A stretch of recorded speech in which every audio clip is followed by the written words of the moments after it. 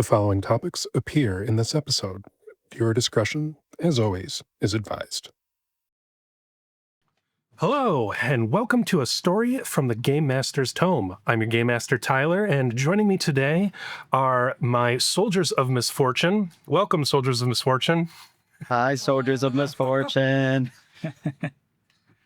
Today is our first story in the Tome, and before we begin, I want to thank all of you for watching.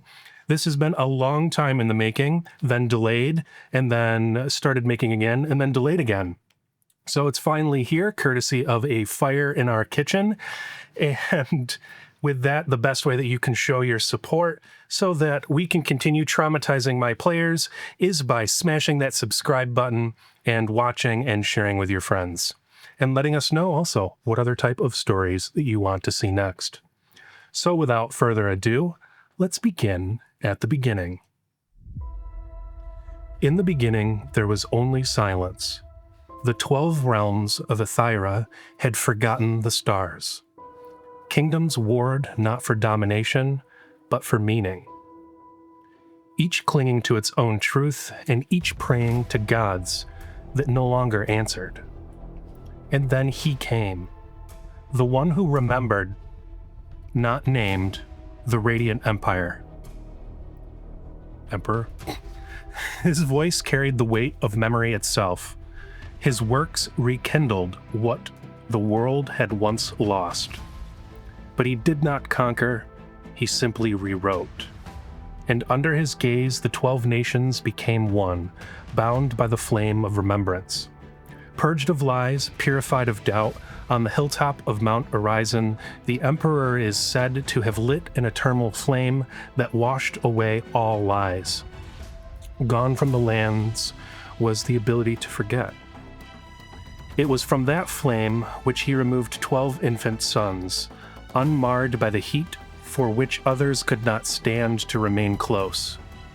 His children, the saint lines, would begin to grow and become elite demigod-like generals to lead his armies to carry the flame forth, across oceans and to other shattered lands. Bearing truth, they carried with them into the dark corners of the world to eliminate the worship of forgotten gods, so that the only thing remembered is what will never be forgot. Here on the storm-swept coast of the Val Archipelago, it's a mouthful, the fourth host wages war for the Emperor's Holy Crusade, led by Lucerion the Radiant, the Dawnbreaker. And for 2 years, these islands have burned. Cities of song and faith have fallen silent beneath banners of gold. Finally, we stand on the shores of the last remaining stronghold of this proud land. Yet still the old gods whisper from the ruins, and the people remember a world before the flame. Now the city of Elastra stands besieged, its walls ash-stained, its faith unbroken. Lucerion unleashed his censor arcanum to burn the forest down, following failed negotiations to capitulate to his forces. Now, nothing but wasteland looms in the distance as the fourth host encircles it like a tightening noose. And on this eve of deliverance, 2 of the Emperor's faithful return from their sacred duties. Tim, if you would introduce your character. So my character is Chaplain Garen Heldrick. He's of rank of captain in the fourth host. He's dressed in a very ceremonial type garb, with like military fatigues with adorned with medals, rapier on his side with a dagger on his other side. Very, very clean pressed dress, very confident posture. He's very clean cut, boots shined. And what did you say we were doing? We were just returning? Yeah, you are actually walking alongside somebody else in the army, First Praetor Sir Malcolm Vane. And you guys are returning, walking in a rainstorm that is just beginning, light sprinkle. Vane is an image equal parts holy and haunting. His plate armor is burnished silver engraved with Emperor's sigils, but the etchings seem to shift subtly in the firelight, revealing shapes that shouldn't be there. His eyes glow faint gold, but you'd know when he's in anger, like he is now. A second ring of faint violet flickers beneath his eyes, a mark of a pact, a warlock. A jagged crack runs down his left gauntlet, and it eternally smolders as if something inside is trying to break free. In his cloak, midnight blue, and it's lined with crimson, the colors of dusk and blood. When he speaks, the air tightens like a prayer and a curse spoken at once. The execution was clean. The sermon, less so. Tell me, Garen, what are your thoughts on Herman Gansar, the political diplomat assigned to the host? There's no room for traitors, of course, and I guess I'm confused as to why negotiations broke down. Do you trust him? I don't know where his intentions lie quite yet. It seems that he could have other motives. I worry that his failures is what inspired these deserters from the army. I know you do not like participating in these executions, but we must show strength so that others may not leave. And I'm worried that Herman is not up to the task at hand. And if you ask me, I think you should lead the next negotiations. Otherwise, we continue to waste time. Yes, I think if we can get the enemy to capitulate sooner, and we will have a much easier time recruiting. And yeah, I don't understand why civilians are with us. To be honest, this is not something that civilians have the ability to do. This is a warrior's burden. And personally, I think we should burn every city to the ground. I don't know if that's the right way to go about things. What do you mean? Well, we can use these people as a resource. We can use them as a workforce. We can use them as troops to bolster our ranks and to increase the host's fighting power. So you think the heresy can be burned out of them? I think if we show these people the truth, as the Radiant One has shown us, then many will be inclined to join our side. He takes his arm and he pats you on the back and he goes, "Oh, brother, you are noble, and I admire you for that. It is not surprising why you were chosen as chaplain. Anyways, we should continue on." And you guys approach as the rain begins to fall more steadily. The bells of the city ring almost in defiance behind you, and you walk a blood-wet road from this execution that you just participated in. And as you approach the gate stands the sergeant on duty for the night in this late afternoon's watch with the sun's beginning to set. Cole, if you would introduce yourself. All right, so my character's name is Cole. He is a Galapa and Dracona mixed ancestry, leaning very heavily towards the Galapa. He resembles a giant alligator snapping turtle, so he's got this very heavy back shell and a little bit less on the front, very sharp beak. He's got this grayish green skin and like this charcoal black shell, very like ashy looking. Guy's spikes that sort of run down his forehead in like a rhinoceros horn. He is a hulking beast of a creature, a little bit almost more monster to man to some. His armor and his skin are both like very equally scarred all over, and you're unsure sort of when he last washed either of them. So yeah, just a very intimidating beast of a humanoid. And And as these two, the praetor and the chaplain approach, you're inspecting the watch that's maintaining the perimeter of the camp, and in front of you is just a lowly legionnaire, and you have just surprised him as he was falling asleep on watch. Sorry, Sergeant. It won't happen again. I promise. It better not. We can't be sleeping here. Listen, I mean, the sensors are out there. I just thought that, they'd see anybody coming across the wasteland before, they got to me. It won't happen again. No, it won't. You'll be dead if it happens again. By them or by me. I understand. And you see off in the corner, some of the conscripts are kind of like snickering this to see a legionnaire being disciplined.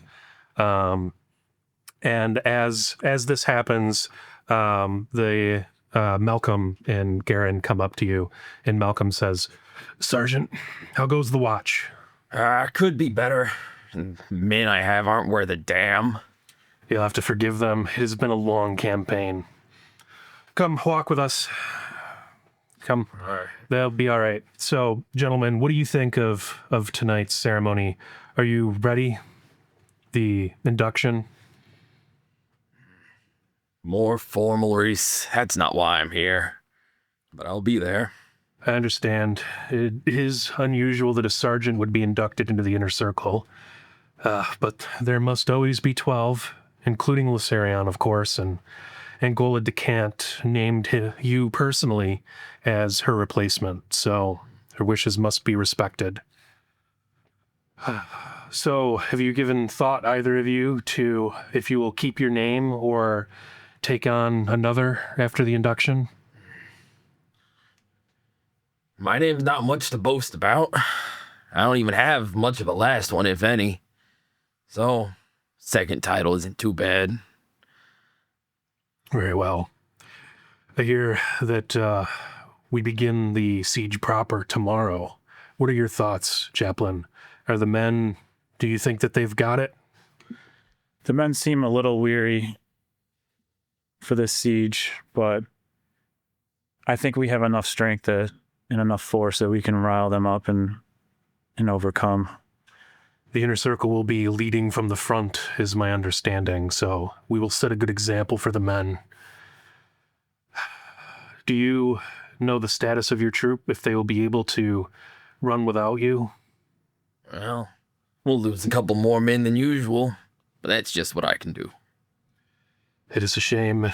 Normally we would have a sergeant ready to replace you to lead them, but we're running low on qualified troops until we can get reinforcements from the coast. You have any questions about the ceremony? I know you've never partaken in one before, but just show me where to walk. Fair.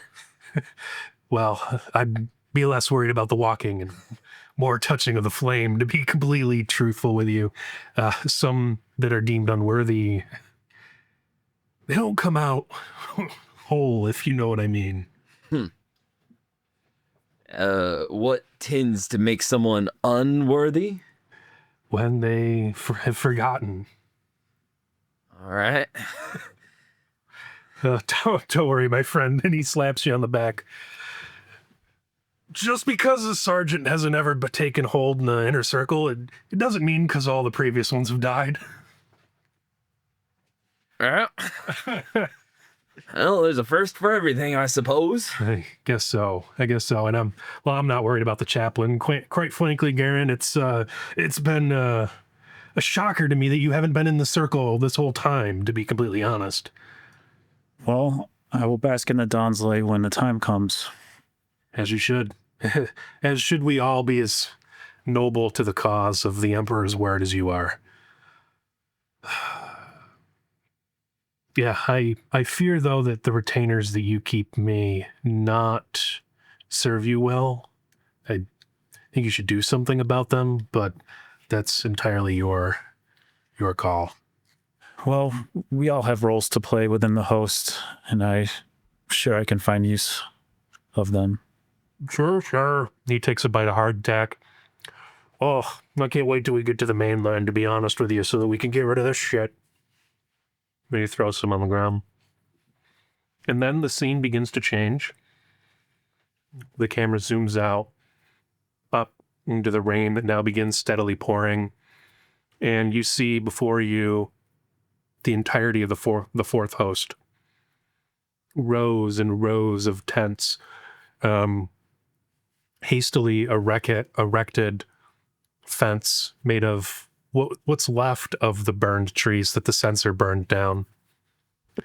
And hundreds of thousands of troops aligned in semicircular groupings of tents arranged for conscripts.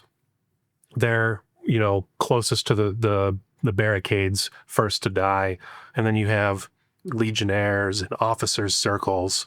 And we zoom into a tent somewhere near the shores of this particular island, off into the distance. This large octagonal tent sits a character, Annalise Fyra, sits at a narrow campaign desk of blackened oak and half-melted candles spread out before her like battlefield relics. Her posture is too straight for comfort, and the rigid composure she has of a scholar who believes that posture itself is a prayer in its sense. Wisps of damp hair cling to her temples, the rest drawn into a loose braid that come undone in the humidity and the stench of just an encamped host that's been in the field for going on 2 years.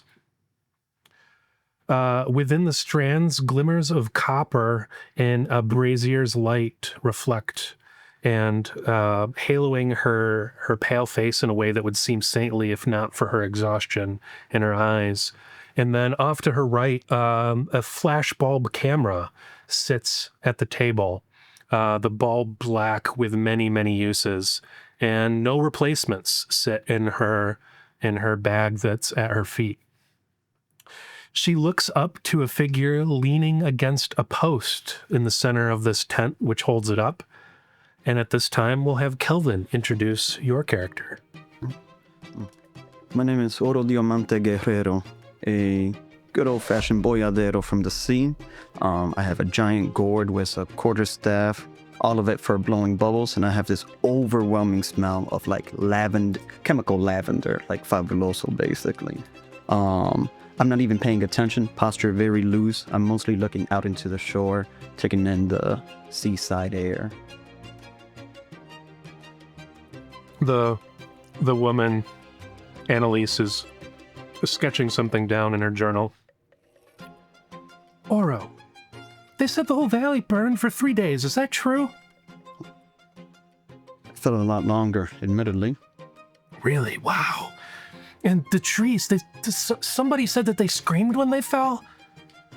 I think that's more so the people that fled in the forest, but... Wow, and then the sap didn't turn into glass because of the heat? No, that part's true. Oh, that's so cool.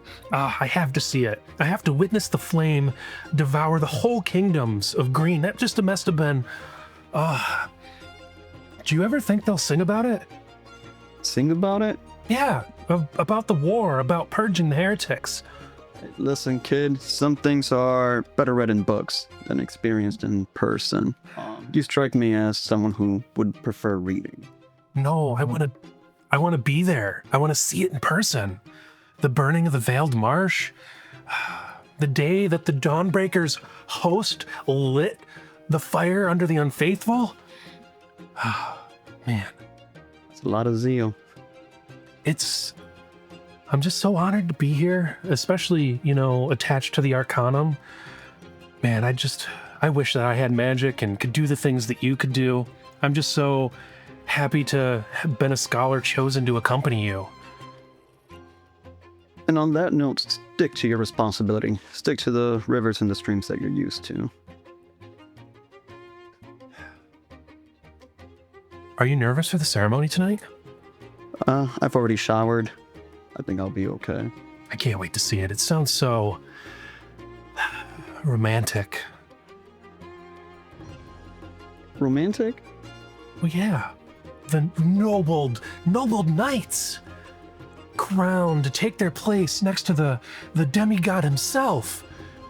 I'm gonna try to get a picture. I know my camera's almost out of flash, but I think it's got more left in it. Yeah, make sure to get my good side. Of course. But don't pay me for nothing. In fact, they don't really pay me at all. You get your rations. Yeah.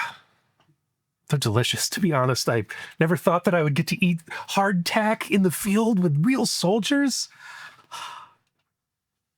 There's a lot of idealism in your eyes, huh? I'll tell you what. After I'm knighted, I'll get you into the field. Really? Yeah, with the conscripts. Oh, or not with you? No. Well, why not? Like I said, stick to the rivers. But the conscripts die. I don't want to die. Well, you got to work your way up.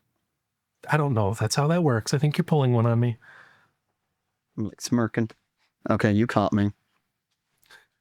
Well, thank you for letting me interview tonight. I know you're a busy man. Mm-hmm. Do you maybe want to go grab food at the mess? I've got plans already. I understand. Well, I'll see you later. Oh. All right, take care, kid. Okay. Okay. Of course. I'm sorry. I'm so sorry, Mr. Oro. And she like takes her camera and like stuffs it into her bag, and she grabs her notes and she like hurries out. She kind of trips a little bit over her cloak. Before you go, Yes? where do you find another bulb? I In don't these parts. know. I suppose someone would have to make them or bring them. Maybe when we meet up with one of the other hosts, their historians would have more. That's good to know. Okay. Now you can get. Of course. And as she leaves the tent, far from here, on the other side of the beach, is a mess of tents. And one particular tent smells of smoke, wine, and boiled grain. Long tables here in this mess hall are scarred with knife marks and ink stains, and soldiers' graffiti mingles with fragments of prayer script. At one corner table, away from the clamor, Calliope Thren writes a poem. A single candle burns low beside her. Its flame trembles every time someone passes. The parchment before her is crowded with verses written in uneven lines. A war hymn half finished. The title reads simply, Oathfire. Calliope is a slender woman in her 30s, olive-toned skin, traced with faint ink smudges along her jawline, where she's touched her face too many times while thinking, and there's now ink kind of all over it. Her raven black hair is cut short on one side, where it was singed in a ship fire a few months ago. The other side falls freely in loose curls, glinting bluish in the candlelight. A silver quill pendant rests against her throat, the emblem of the Remembrancers Choir, those who turned victory into verse. She wears a patched cloak of crimson wool, threadbare from travel, but lined with imperial silk at the collar. It's a reminder of where her loyalties are expected to lie, and beneath it, her hands are wrapped in thin leather gloves, with the fingertips cut away. Once again, stained black from the ink and soot. She looks up to a figure sitting across from her. If you would introduce your character. All right. Caspian Lapointe, Cassie to the people who know her because she doesn't really have any friends, is a young elven woman, very tall. She's wearing like very plain kind of drab clothing, loose on her, bulky. She's got very pale skin, short hair that was kind of like shoddily chopped off, then grew out a little bit, like a patchy brown blonde at the roots. She's very quiet, kind of minding her own business even as she sits with Calliope and they're just kind of enjoying the silence together.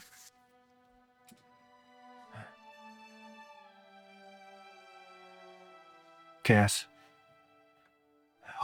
cast light. What does it feel like? Rage? Mercy? Hope. Oh. Not really sure that fits with what I was going for, but hope. Well, it could be anything, really, but the Emperor gives me hope. And so when I do my magic, it's with hope. Do you ever fear the silence after? Should I? I don't know. I fear that silence might be the way to heresy. It could be. But there's peace in silence. Silence is when people think. I understand that. I guess I'm just searching for the sound of truth, if that makes sense. Sound of truth. I just don't... I'm going to be reading tonight at the induction ceremony, and I just want it to be perfect so that I don't embarrass myself in front of... You won't embarrass yourself, Calliope. It's a lot of pressure to be had for... poets aren't really... people read books like... people read history books.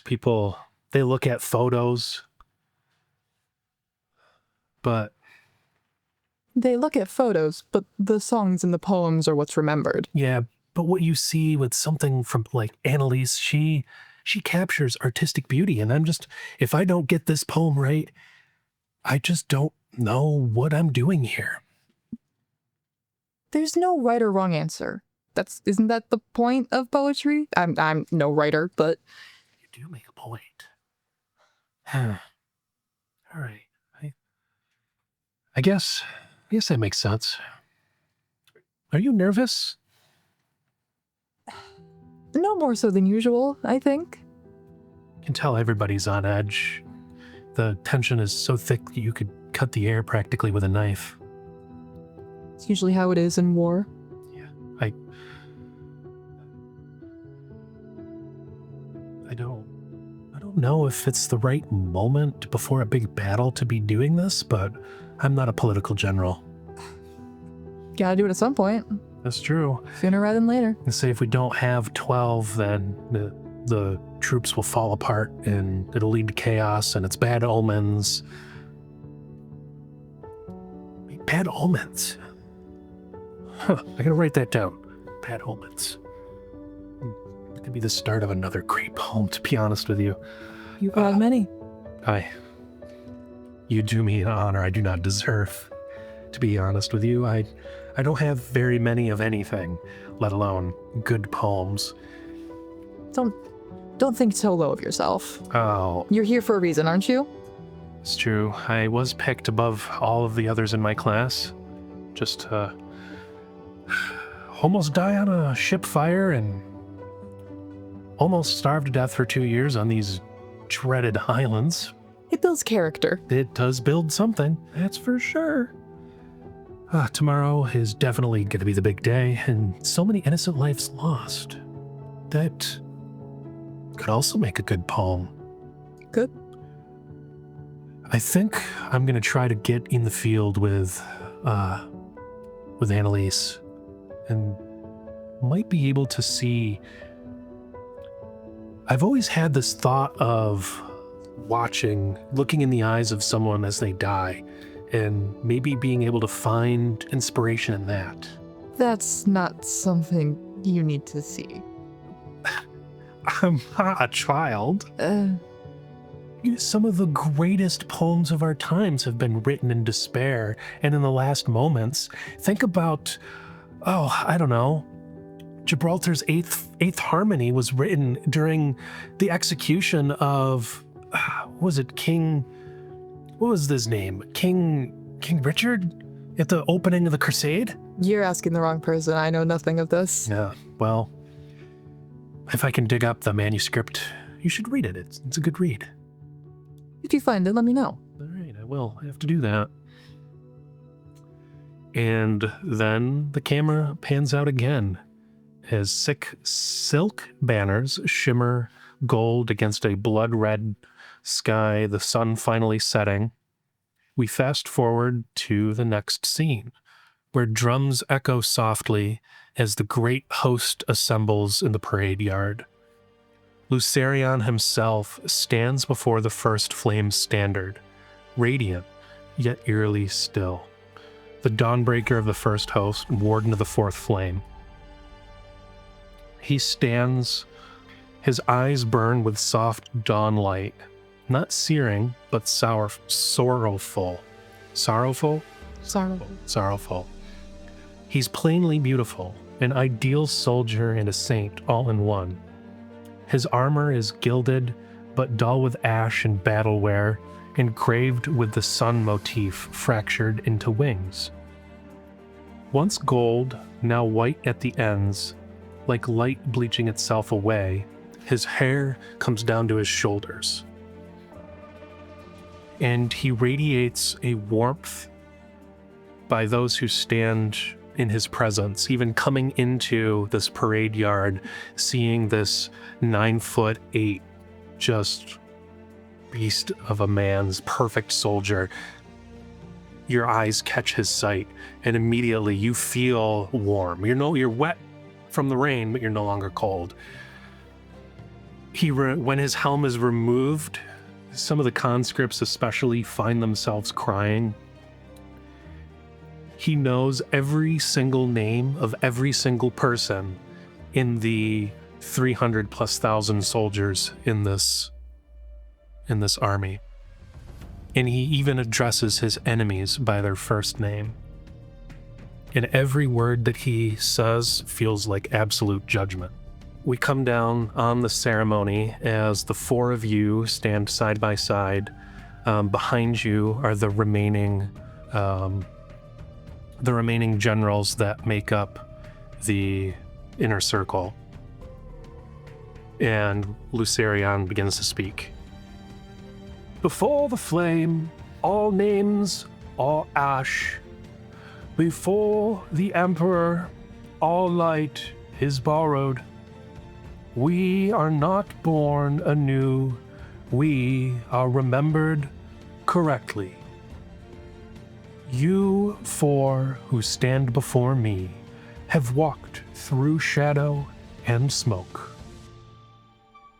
You have seen mercy made of fire and truth made of silence, yet still you come, not to be spared, but to be known.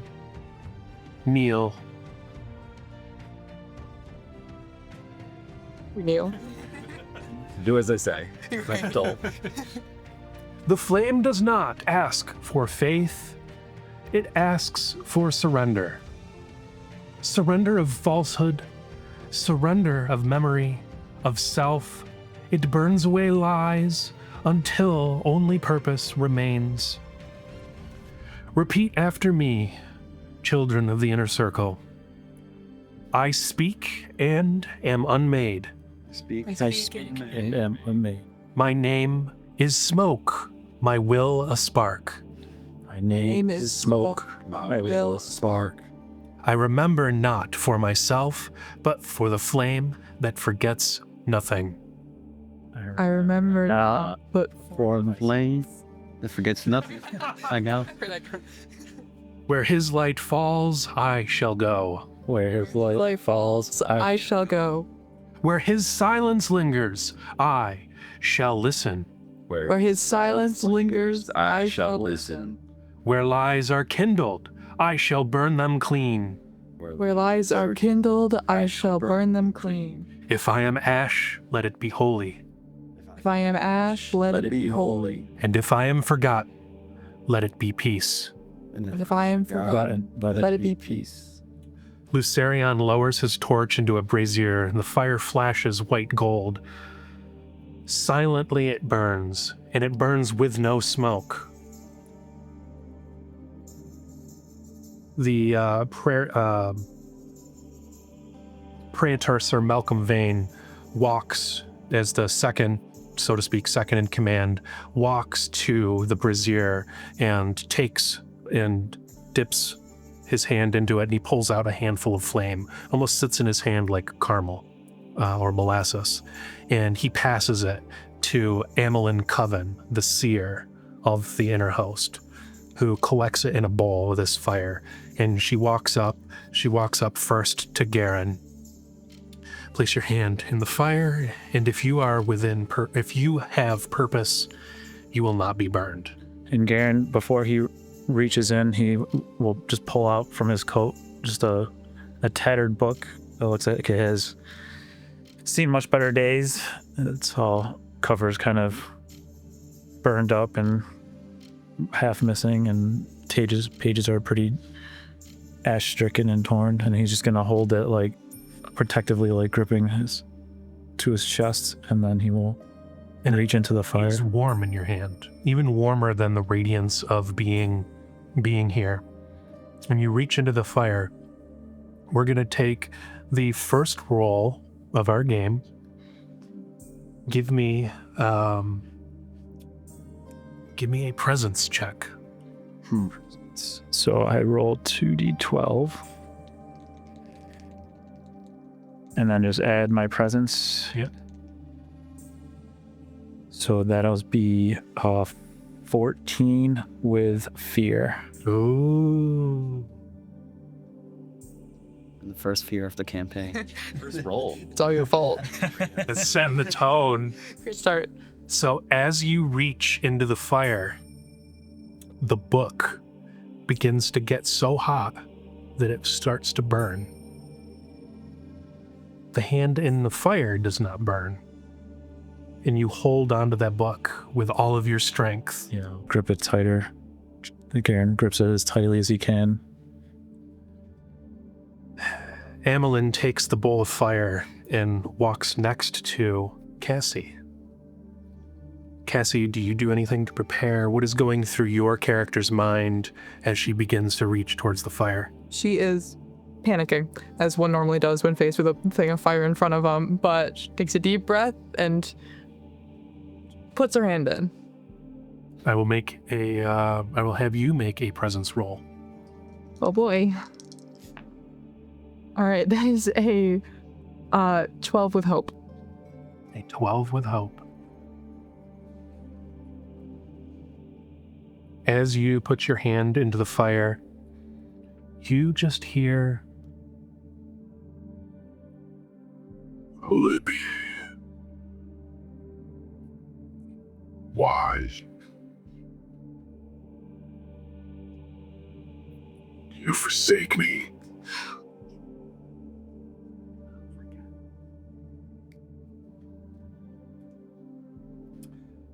Amelin takes the bowl and then goes to Oro. What's going through Oro's mind? What does he feel? Sure. First, I'm gonna look at Anna, search the room for Annalise, give a big smile if she has the camera up, show off my grills that says "Go Go Oro," and then I look up to where the moon would be, even though I don't know if it's visible or not. And then I'll put my hand in the flames. Go ahead and give me a presence check. Can I spend the hope for an experience? What's your experience? A person is only good for one knows. Describe your experience and how it affects the roll. We just took an oath. So I figured this would be part of, admittedly, there is some charm perspective behind it as at least part of my path. There's already kind of where my heart is, but now where my oath lies, if that makes sense. Sure.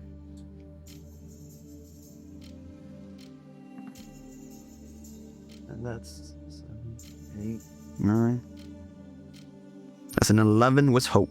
11 with hope. Wait, are you supposed to add the two dice together? Or is it just the highest one? Yes, you add them together. Oh, I didn't do that. Yeah, so you'd get whatever it is, you add together. We're learning Daggerheart here, people.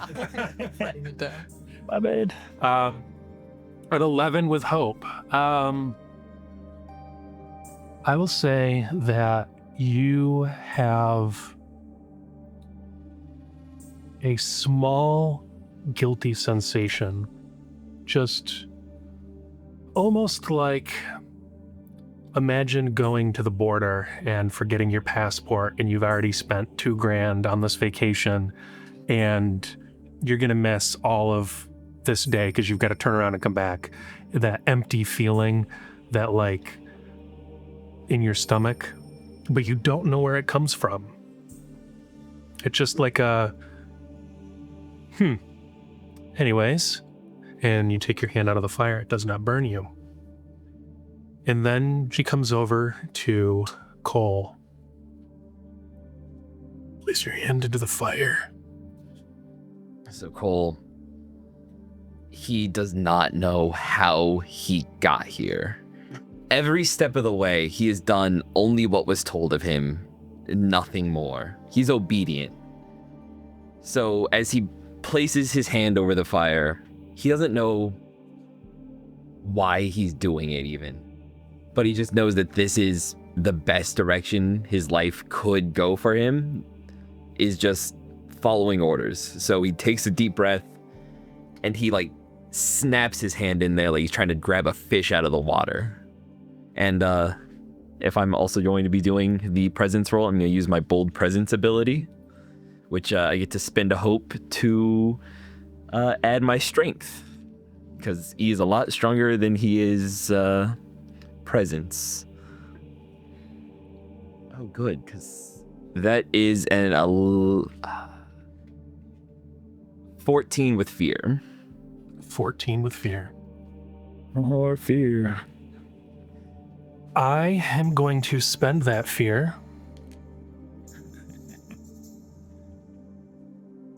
Your hand explodes. You are going to take 2 stress as a flashback takes hold into you, almost like a shock, like as soon as your hand touches that, almost as if you're teleported into this memory. And we see Cole at a young age in an arena where nobody knows that boy trapped inside Cole's head as the arena screams, "Monster! Monster! Monster! Kill him! Kill him!" As the king, the Monster King, unleashes gladiators towards Cole. And describe for us what's happening in this arena and what Cole does. So Cole at this point isn't even seen as a sentient creature, but he knows that what he has to do is kill, and not just for survival, but for spectacle. So what he does is he starts ripping and tearing through the gladiators being unleashed at him. He's not just killing to protect himself, he's killing to show off. It's a very brutal way of fighting. There's no strategy, it's just a blind, animalistic urge to tear through his opponents. And that scene plays out in his head, and it slowly fades back, almost like a dissolve into reality, as you hear in the victory, "Cole, Cole, Cole, Cole." You don't even know at this point if it was that victory or if it was one of the ones later in life, as all of this comes to your mind as you remember your entire life all at once, and a voice speaks to you. And it's your own voice, and it says, "I will not forget." And as this happens, all 4 of you come back unburned. Lucerion begins to speak. The fire in the bowl extinguishes. Now you carry his memory. His pulse will quicken in you when falsehood nears. His light will wane when your doubt grows. guard this bond, or it will consume you. Rise, voice of the flame. From this moment, you are not yourself. You are the Emperor's remembrance made flesh. You are my light, and you are the Dawnbreaker's children.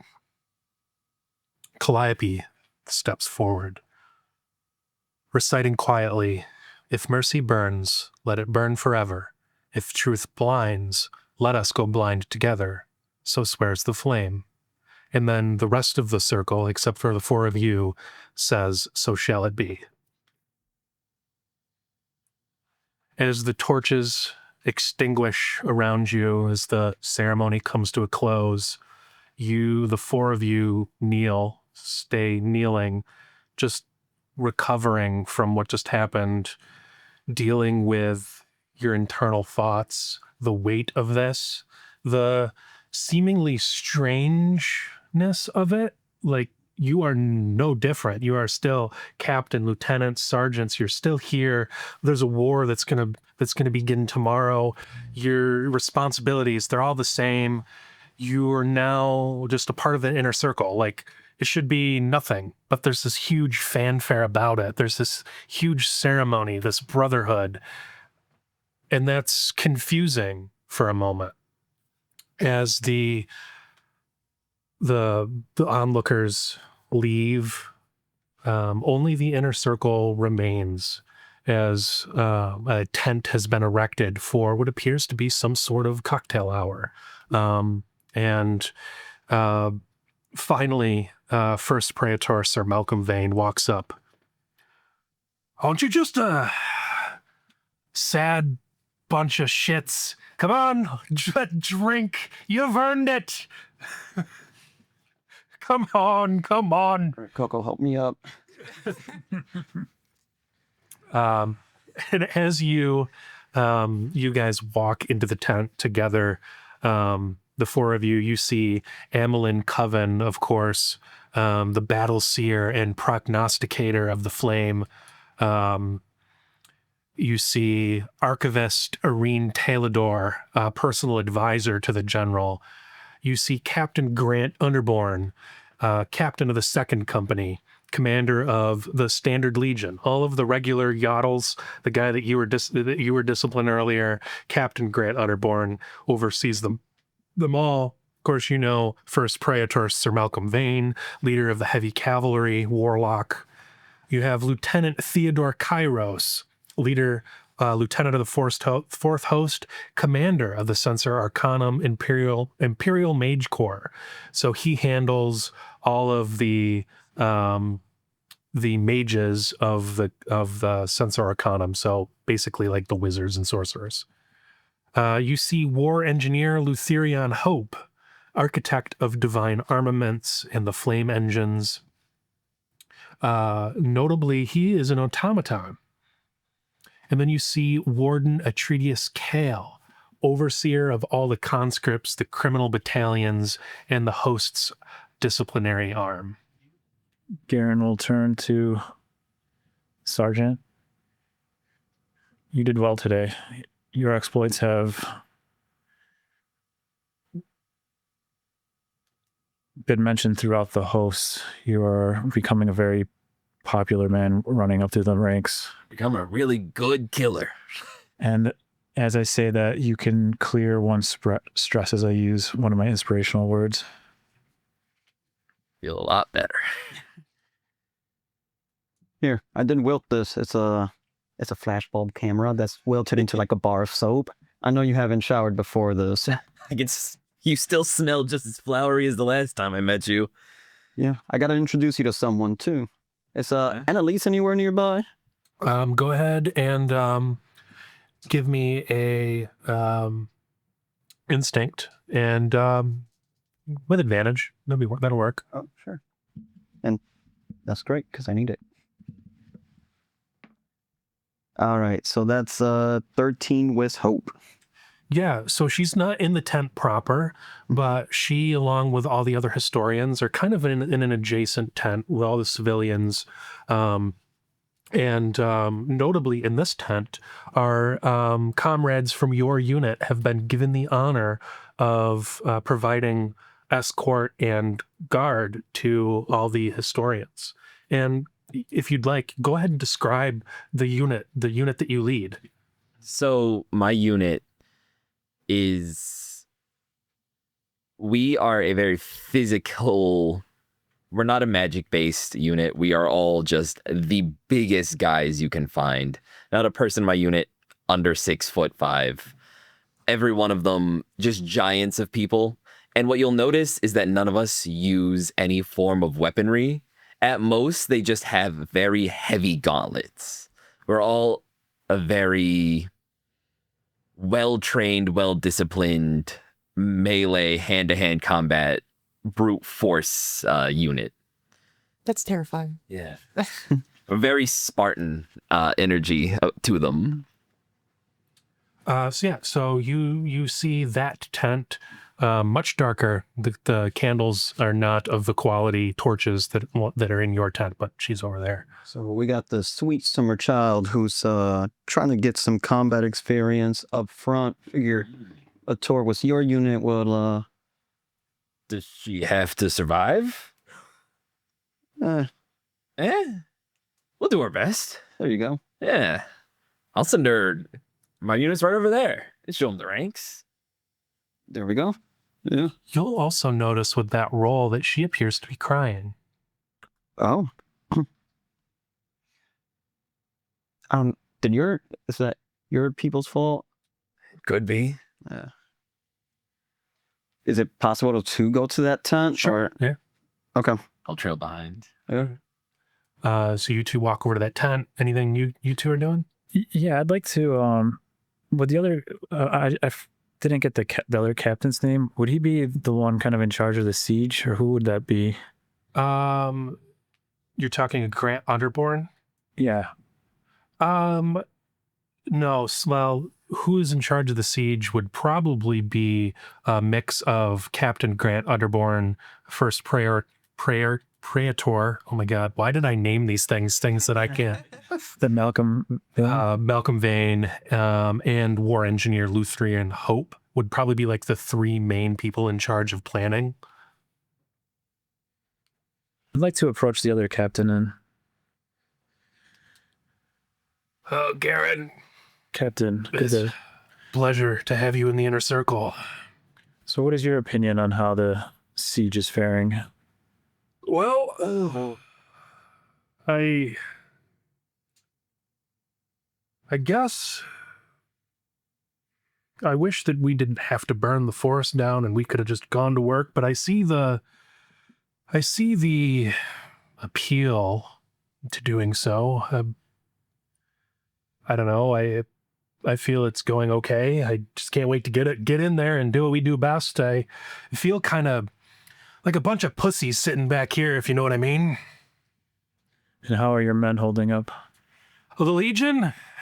Well, better than the conscripts.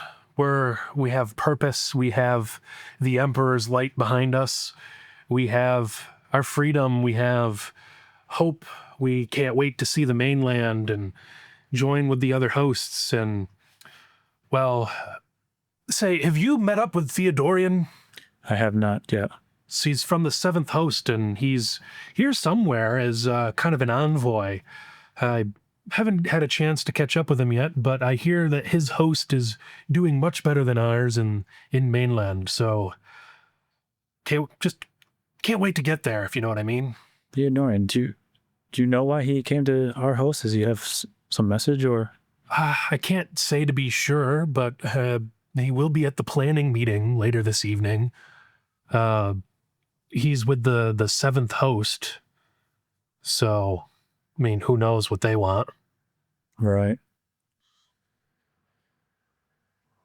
Maybe I'll try to mingle with him and see if I can suss anything out. Sure. Just try not to stare. You know, you'll know when you see him.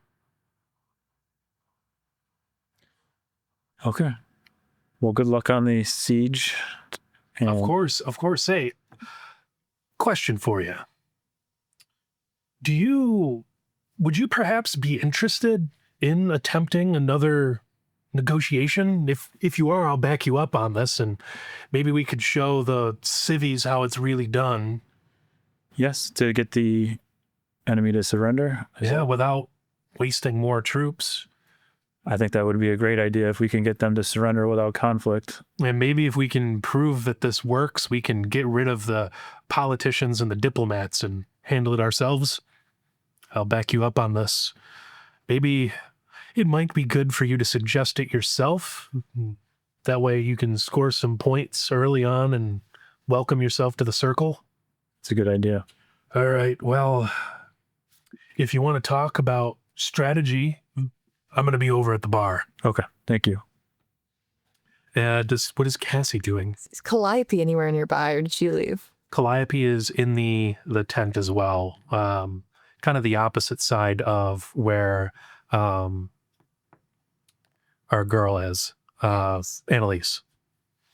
I'm going to approach her like, oh, that was Calliope. That was a wonderful poem.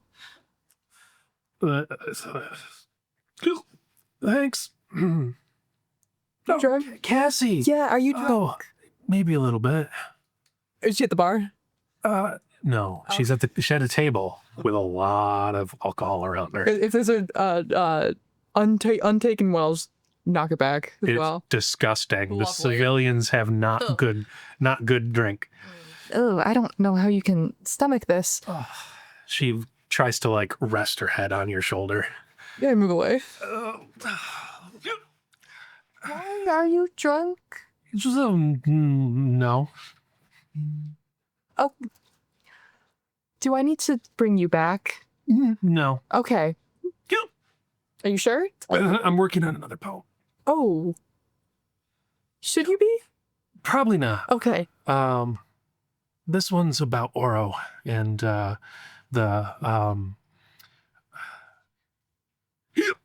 He's not all that. You don't have to. Oh no. This is not about him. This is just about the burning of the forest. Yeah. I heard it was the witch core. It was, yes. I'm sorry, why are there three of you? There's not. Oh. And she like slaps herself. Let me get you some water. And Oh, that would be I'll go find some water for I don't her. really drink, in case you could tell. Good. So I'll go find some water for her. Okay. You guys approach Annalise. Annalise, this is a friend of mine. We were both conscripts together. Also, why is no one at attention? What First, attention. was that? Okay. All right. I'm sorry, is it a soldier thing? Yeah, I thought your whole thing was posture. Regardless. This is the soft hand you want us escorting out into battle? Yes. Starting today, you're with his unit. You wanted to see combat up front, right? Yes. There you go. See these big young men around you? They're going to do their best to keep you alive. Thank you, Cole. Did you see it? What? When the light flared, there were faces in it. The Emperor, he was with us today. It was so beautiful. Whose face did you see? The Emperor's face. Oh. I think. It was beautiful. You know, keep this up. That might be you one day. I got a photo of you. It was so pretty. Oh, I can't wait for you to see it. I got to get it developed, but they didn't set up my darkroom. The other historians, were you able to find another bulb? No, I'm the only photographer. Well, between you and the poet, I know which side I take. What's that? The poets. What is the what? The sermon? The reciter? Yeah. Never mind. Clearly you're overwhelmed. I'm sorry. So yes, starting today, where's your unit in terms of relation to like front line? Oh, they are all the way in the very front line. Okay.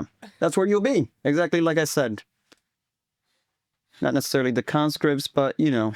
Will I be with you, Cole? Oh, no. I'm way too busy now. But I'll be with your guys? Yeah. They won't let anything happen to me, will they? they'll try their best to not let anyone die, but people die. Oh, I'm excited. I can't wait to see war in person. It sounds so glorious. And then at least no one would blame you if afterwards you wanted to go back home. Well, that won't happen. But I'm here until the end. We'll see how quickly her in comes. That's for sure. Well, keep your head low. Take photos. Do your thing. Of course. Thank you so much, Oro. It means a lot that you would get me out to the front. This was not a gift. Well, okay, Mr. Negative. She might die out there. And I'm the negative one. Let's go grab a drink. Yeah. You really think she saw the Emperor? Or you think she's just sort of... Look, I'm still trying to understand why we knelt when he's 9'8". Right? We're already looking I would up. never look up at anybody. That was a new one for me. First time for everything. Yeah, that was the only reason I started tearing up properly. I like... Can I Fall. insight? Is there an insight? I don't think I've ever seen you cry. So as you guys leave, we see Herman for the first time, the chief political envoy and reformer, a man whose tongues have said to wage war where swords cannot. He's dispatched ahead of the armies to bring city-states into the emperor's fold through negotiation, concession, and rebranding of faith. And he is a true believer in the emperor's dream of unity. Yet he also recognizes the blood cost, and his charm and empathy mask exhaustion. He's an old man, and each new negotiation to him feels like one more brick in the wall of necessity for him. But he is a polished and persuasive and charming man, and as you go to leave, where'd my note go? As you go to leave, he's leaning there drinking a beer, and it's one of the good beers from your tent. But you have no idea how he got it. No one would have let him into that tent, but he has it, and he's drinking it. Don't mind her. First time's always the hardest. If it gets easier when you stop listening for your own voice. Gramps, how do you get that beer? One of the guards gave it to me. Owes me a favor. Can I insight check that? Sure. What am I rolling? Give me instinct. Bars. Oh, wow. Crit. Really? Yeah, 6'6". Oh my god. First crit of the game. Nice. Yes, 6'6". So you gain a hope and you clear stress. Not that I have one. All right. So you're trying to deduce. I'm trying to see if he insight or deduce. Well, I think deduce is more like knowledge, right? But yeah, just trying to piece together who would have given him that beard. And Yeah, he's a slick ass stalker. He probably somebody owes him something, or he made a favor for a good beer, not some of that swill. and he's the one diplomacy broke down because of him, Yes. right? Yeah. So what happened out there? I had to burn a 1/4 mile of forest because of you. Pardon me. Well, sometimes heresy just burns so deep, my boy, that it can't be broken. They just won't turn away from their religious ways. They won't relinquish their old gods. That still doesn't explain why I had to burn a 1/4 mile of forest. Oh, my boy, don't act like you didn't enjoy every moment of that. Don't assume for me. I'm not assuming nothing. I've seen you smile when you cast. That's besides the point. And also, how? You're usually in stuffy office, not in the middle of burning forest. Where you least expect it, diplomacy lies. A lot of running around for not answering my question. What happened out there? They do not believe in the Emperor. They believe in their gods, and they believe that their gods still talk to them. I'm losing the accent, and then it comes back. Well, maybe it's time for retirement, old man. Oh, fuck off. Clearly, all that's left of your linguistic skills is scoring good beer and getting forests burned.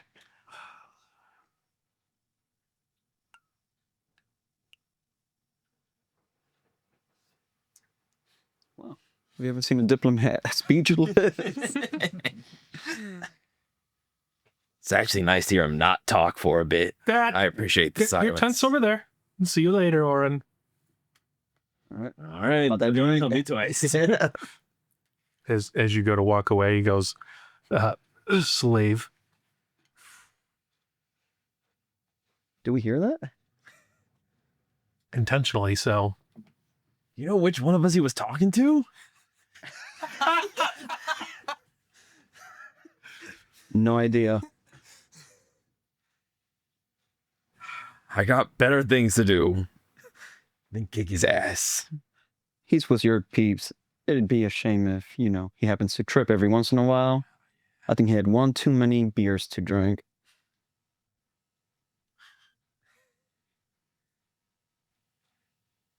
I'm making my way to our time, get some drinks. Very good. I'm trying to find the hardest alcohol I can find. I'm going by percentage. Percentage, okay.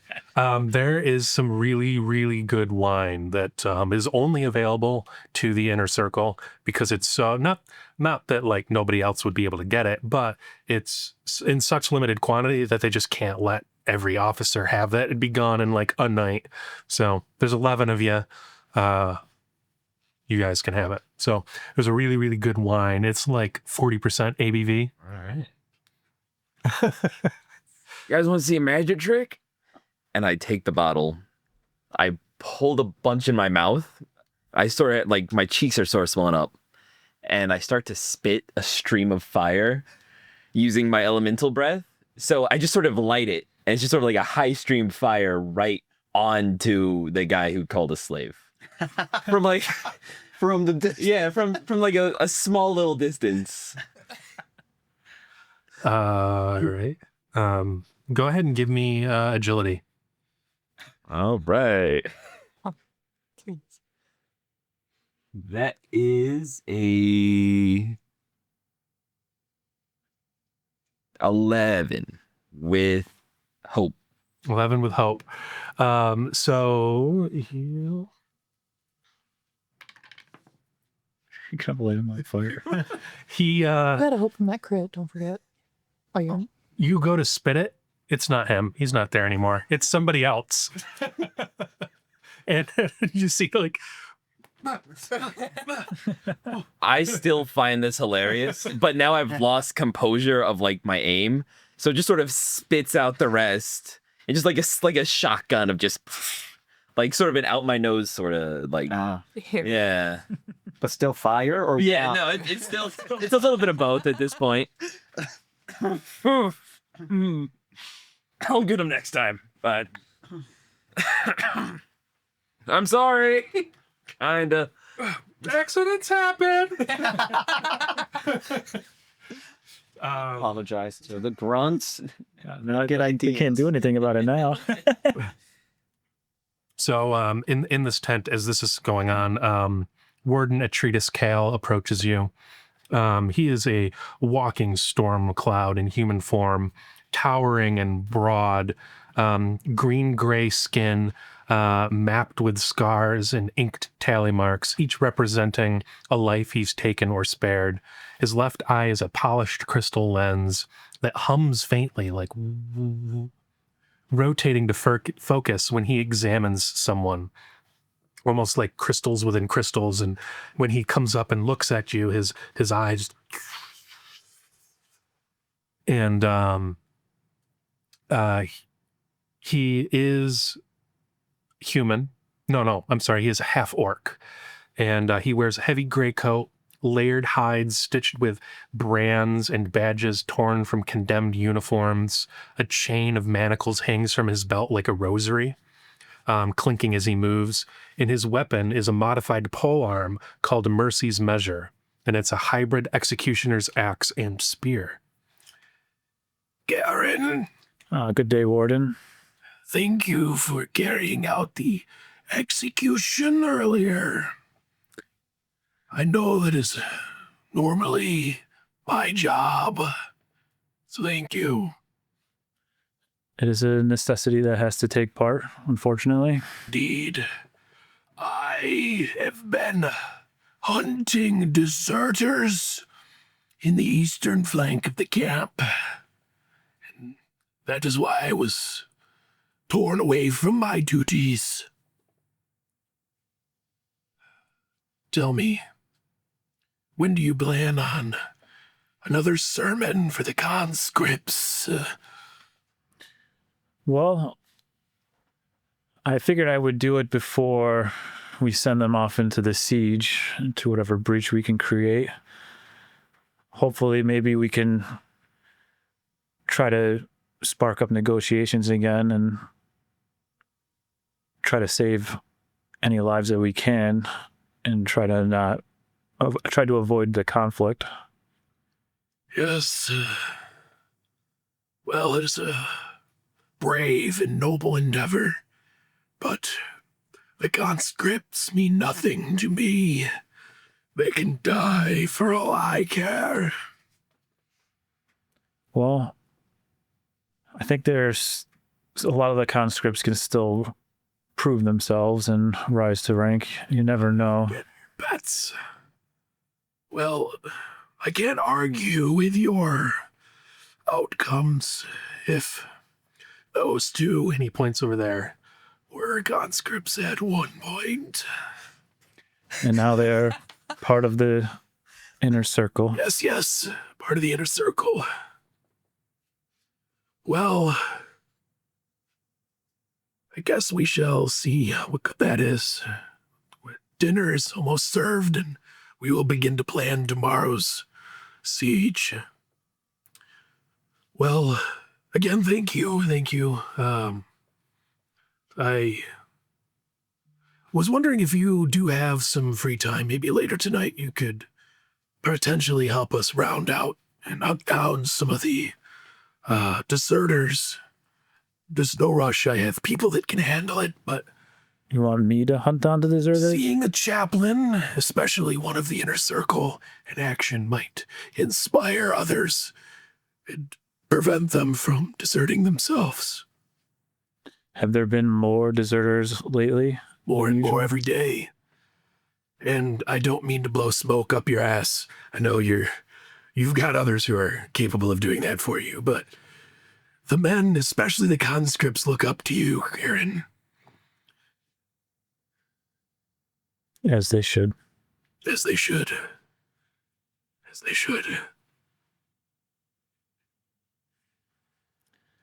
I will see what I can do. Very good. Hey, what do you think of Cassie? The poem she gave was... No, that's Calliope. Have you been drinking old man? Oh, The wine is getting to me. it is good wine. I'm not used to the inner circle wine. Oh, you're Calliope. Oh. Yeah, I still not used to the historians and Yeah. civilians being with us, but he insists, so we listen. No, I mean Cassie. She seems reserved.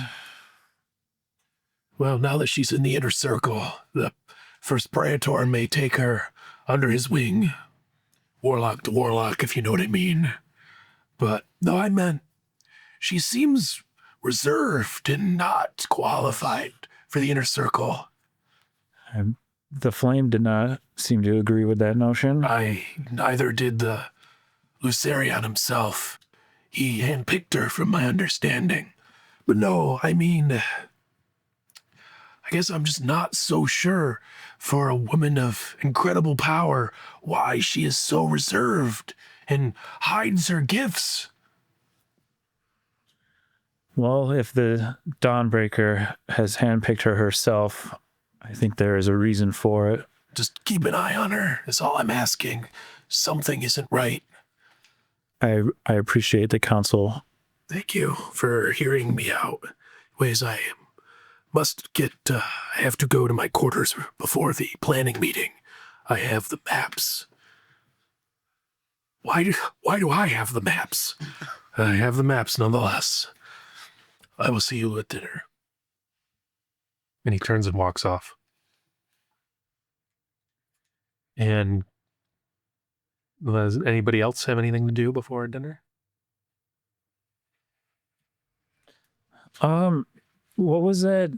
The Theodore from the Seventh Host? Theodore Kairos. Theodore Kairos.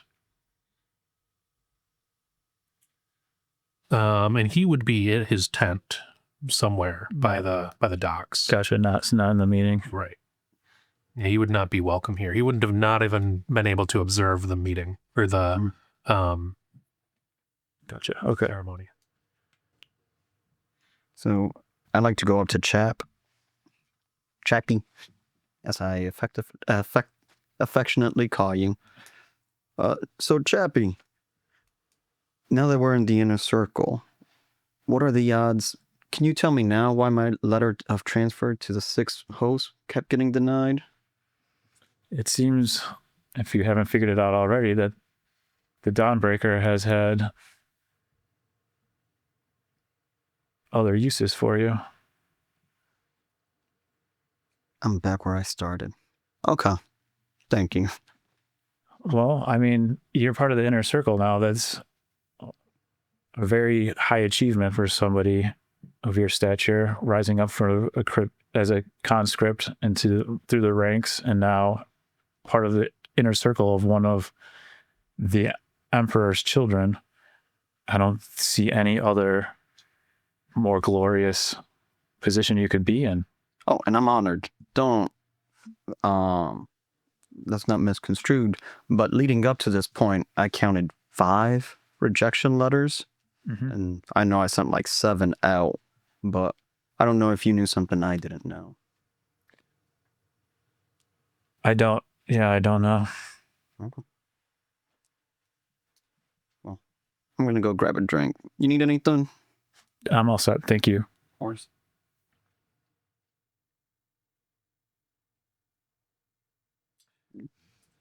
Dinner is served, and you see the servants, the slaves, conscripts, bring in this huge head table made of marble, and they carry it on their backs as they come in to this tent in a ceremonious way as they could be.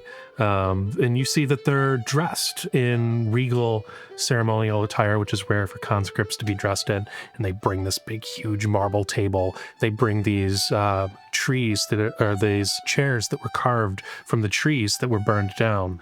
What was left of the trees was turned into like these regal ceremonial chairs of half-burned wood.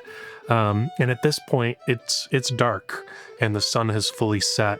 In the distance, you see an ashen glow as the forest burned down in such a high heat way that it literally turned what was left into charcoal that still burns. So there's this red, smoky glow basically surrounding a city backed up to a sea. Almost like a second sunset. It burns off up over the hill. And everybody takes their seat around the table. The 4 of you are sitting together at the head of the table, or near the head of the table specifically, on the right side, as Lucerion himself enters. When he enters this time, he's not wearing his armor.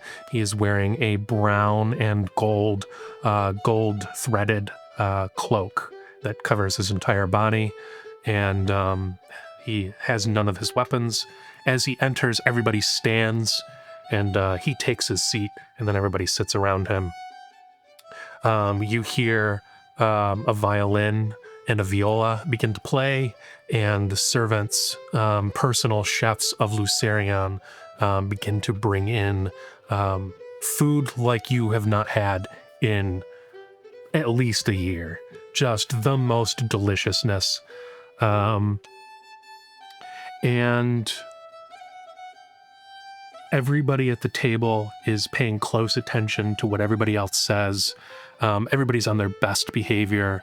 So all attempts here to conceal an action or speak without being heard are made with disadvantage. And you may make presence rolls if you'd like to maybe learn something about other officers here. You may also make instinct checks to interpret the words and actions of people that are maybe whispering to each other and talking.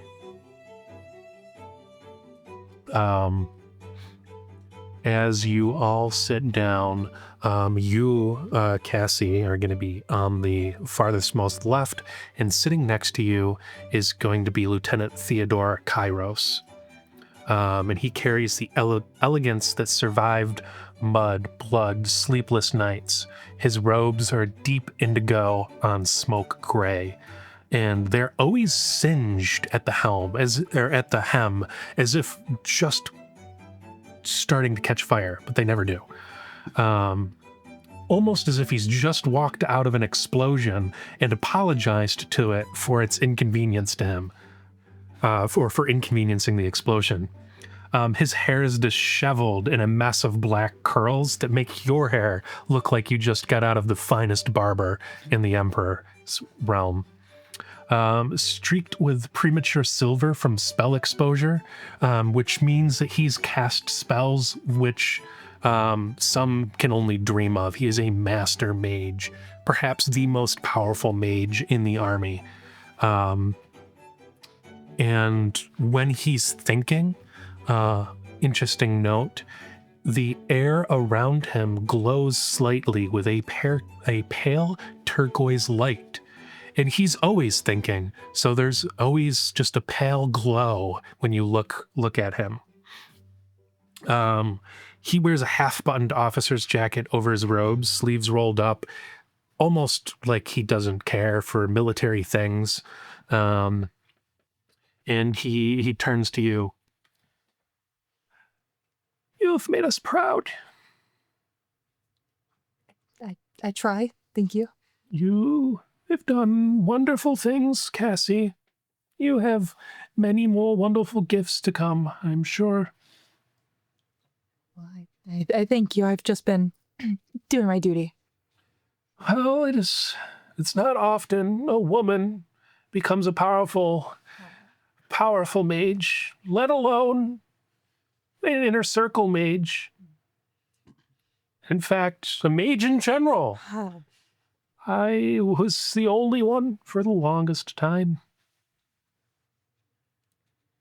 Well, first for everything. Well, second for everything. Right? Second for everything. Well, and first. Well, No, yes, of course. Tell me, what are your thoughts on forbidden magics? they're forbidden. Well, if he who must not forget, then forbidden magic must be remembered. Not by people like us, I'm sure. No, of course not. But I've heard of forbidden magics being used in this world that we are in now, and that's why I ask, are you prepared to face forbidden magics and counter their effects and protect your fellows? I'm prepared to do everything I must to ensure the Emperor's will. Good, good. The Emperor has touched you, and this is why I trust you more than I trust Oro with what I'm about to tell you. But what I am about to tell you must not be told to any others. I have seen in my dreams what lies ahead for us, and it is dark and full of forgetting. A dream is just a dream. Oh, Cassie, something lingers in the woods beyond, something malevolent and something worrisome. So you're saying we shouldn't continue? I'm saying that we should convince another legion, perhaps, to lead the charge. I think it'll be hard to find one that would be willing to go in our place. I know the fourth host is the first in, but I plead with you to help lead efforts after here to go a different direction, perhaps to the southern part of the continent and not towards where the darkness lies. I may be part of the inner circle, but I can only do so much.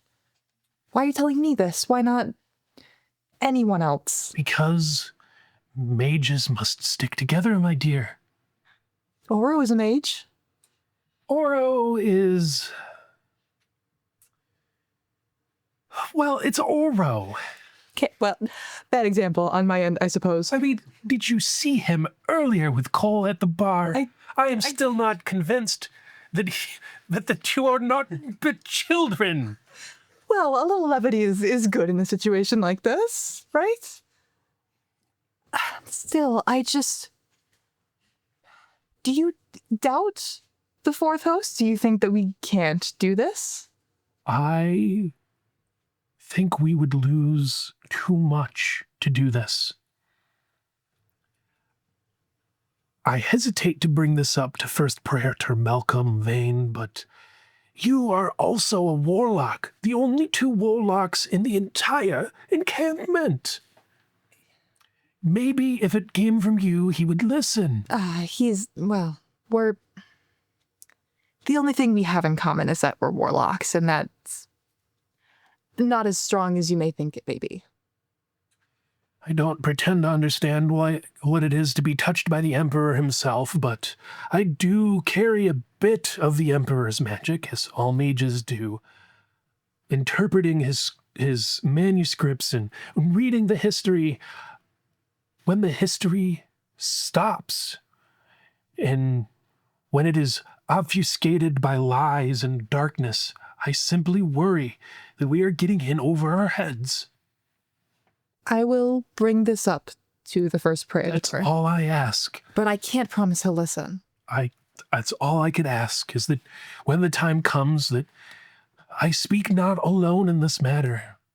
We are advisors, and ultimately Lucerion will make the decision that he wishes to make. But advise him we must. You have my word. This will get... Thank you, Cassie. Thank you, Cassie. If anybody else wants to hear this, you can go ahead and do instinct rolls, DC 14. Actually. Yeah, I want 14. I want to hear. Who's sitting right next on the other side of me? Because I don't... They're all like... okay. Huh? Instinct 14. Do I have an experience? Being nosy? 15. 10 With with hope. fear. 6 was fear. Oh, boy. I am loading up on the fear over here. Oh, mine's too good. I'm going to spend a fear. And what was your roll? 10 with If you're attempting to listen, a meal change has occurred where, the salad is now being brought out after the bread.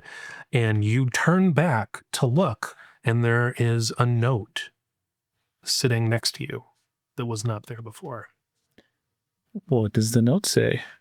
You read the note, and the note says, "We know what you are attempting. If you attempt it, all will die."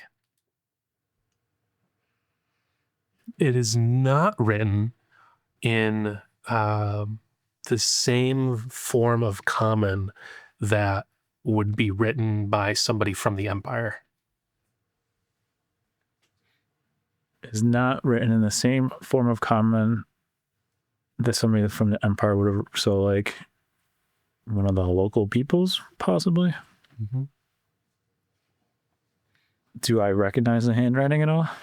Make a knowledge check. Give me some hope. 7 or 8 with fear. God. I'm a fear generator.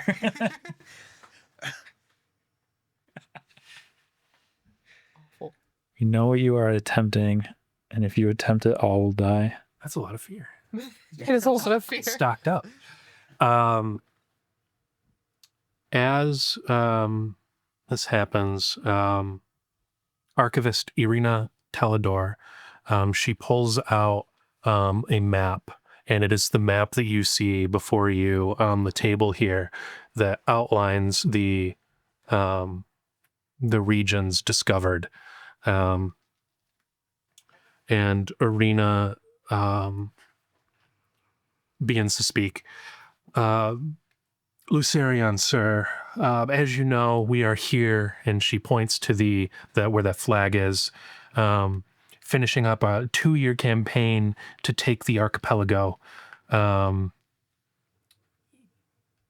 We plan next to head inland to the bastion of St. Xandros, and then from there continue into the unknown parts of the continent.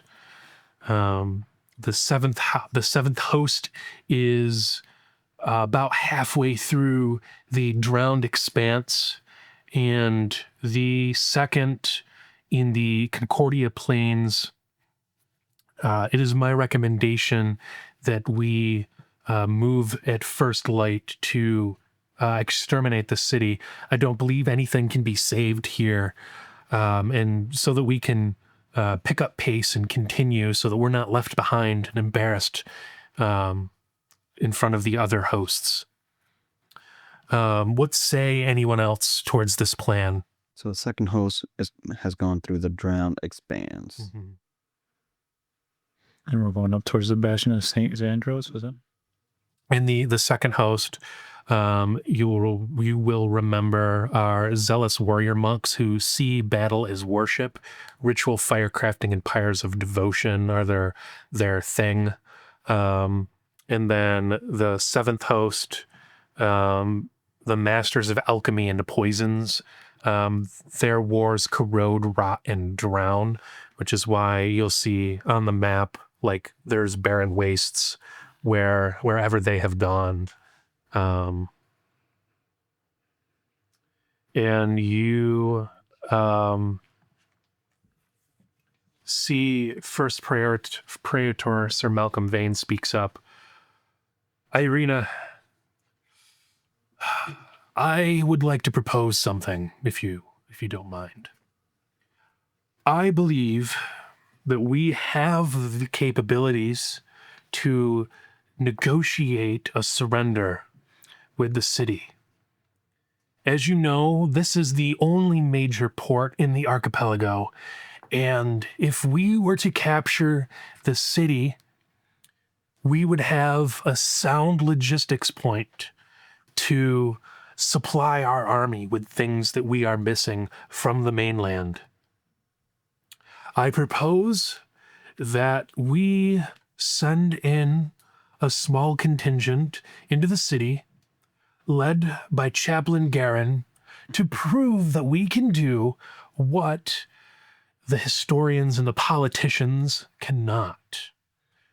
Garen has told me himself today that he would be willing to lead this expedition. What say you, comrade?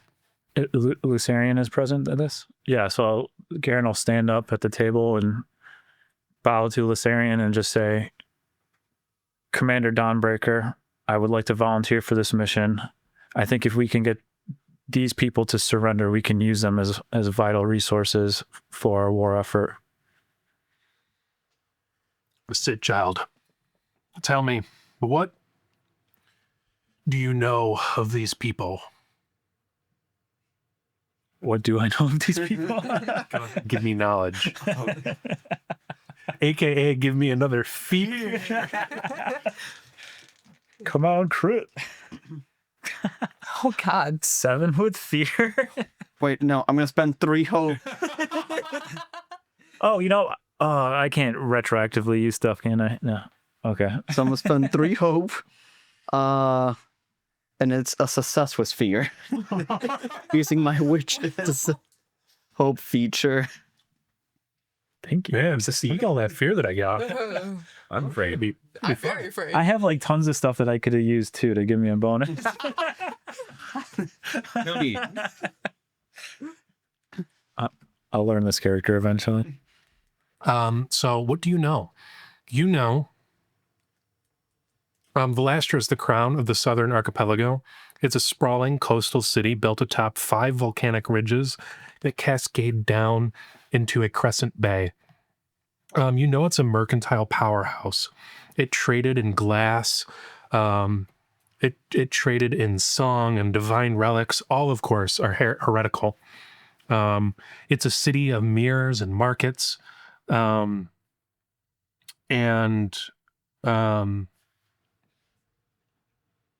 each level of the city was once devoted to a special craft. You have the docks in the first terrace, which is a harbor district, now sealed. You have the navy from I forget the host at this point. Basically set up like in and around the archipelago is just, if you don't have the naval maps to accompany it, there are these massive, like, we're talking as big as this table per link chain strung together just under the surface of the water, and if a trade ship were to go over, it would literally rip the bow right off the ship. So trade is completely shut down. Then you have the Warrens district, which is dense living quarters where refugees sleep. You have the glass market, which is famous for blue crystals, enchanted glass works. Then you have the temple quarter, where it was devoted to dozens of local gods. Pardon me. And the people of Elastra, despite starvation and fear, as the years have gone and destroyed crops and farm fields that are on these other islands, and they've been tied off from the mainland, but they retain their grace and wit. Their faith, which was once polytheistic, devoted to the silent pantheon, now their prayers go unanswered, and they have nightmares that shape their dreams with smoke and echoes of gods. They're bitter and prideful, quiet and defiant, but there are still rumors of miracles that happen in the slums where icons and statues will bleed from their eyes and ears, and phantom children, ghosts, seem to wander the streets and warn of fire. Most notably, is the most deadly thing about the city is something called the Sable Choir, which is like a secret cult preserving fragments of gods, and you can hear them at night when the camp is quiet, singing, and the Sable Choir may be contributing to the desertions as nightmares take hold in, especially conscripts who are weak-minded, take hold in their dreams and cause them to want to flee.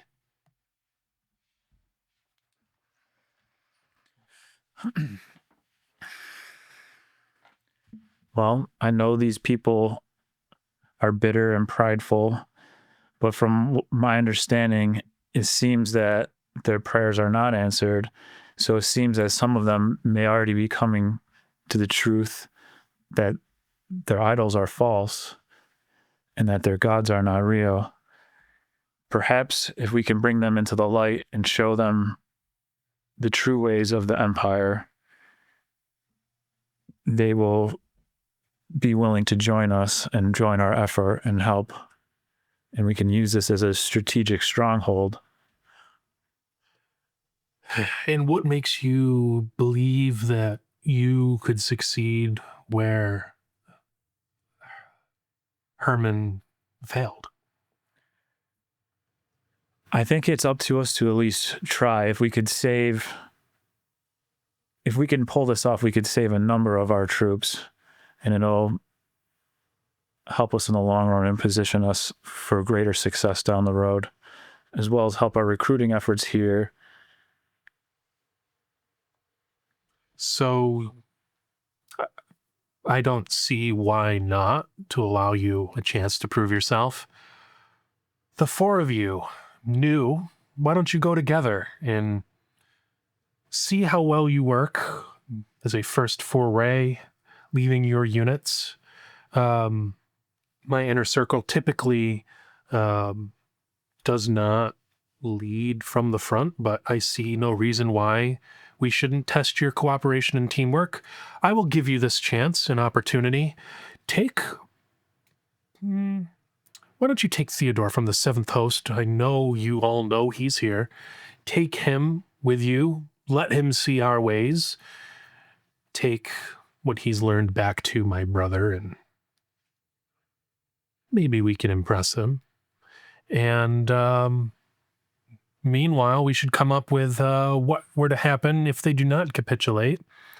How do we, advisors, wish to destroy this city?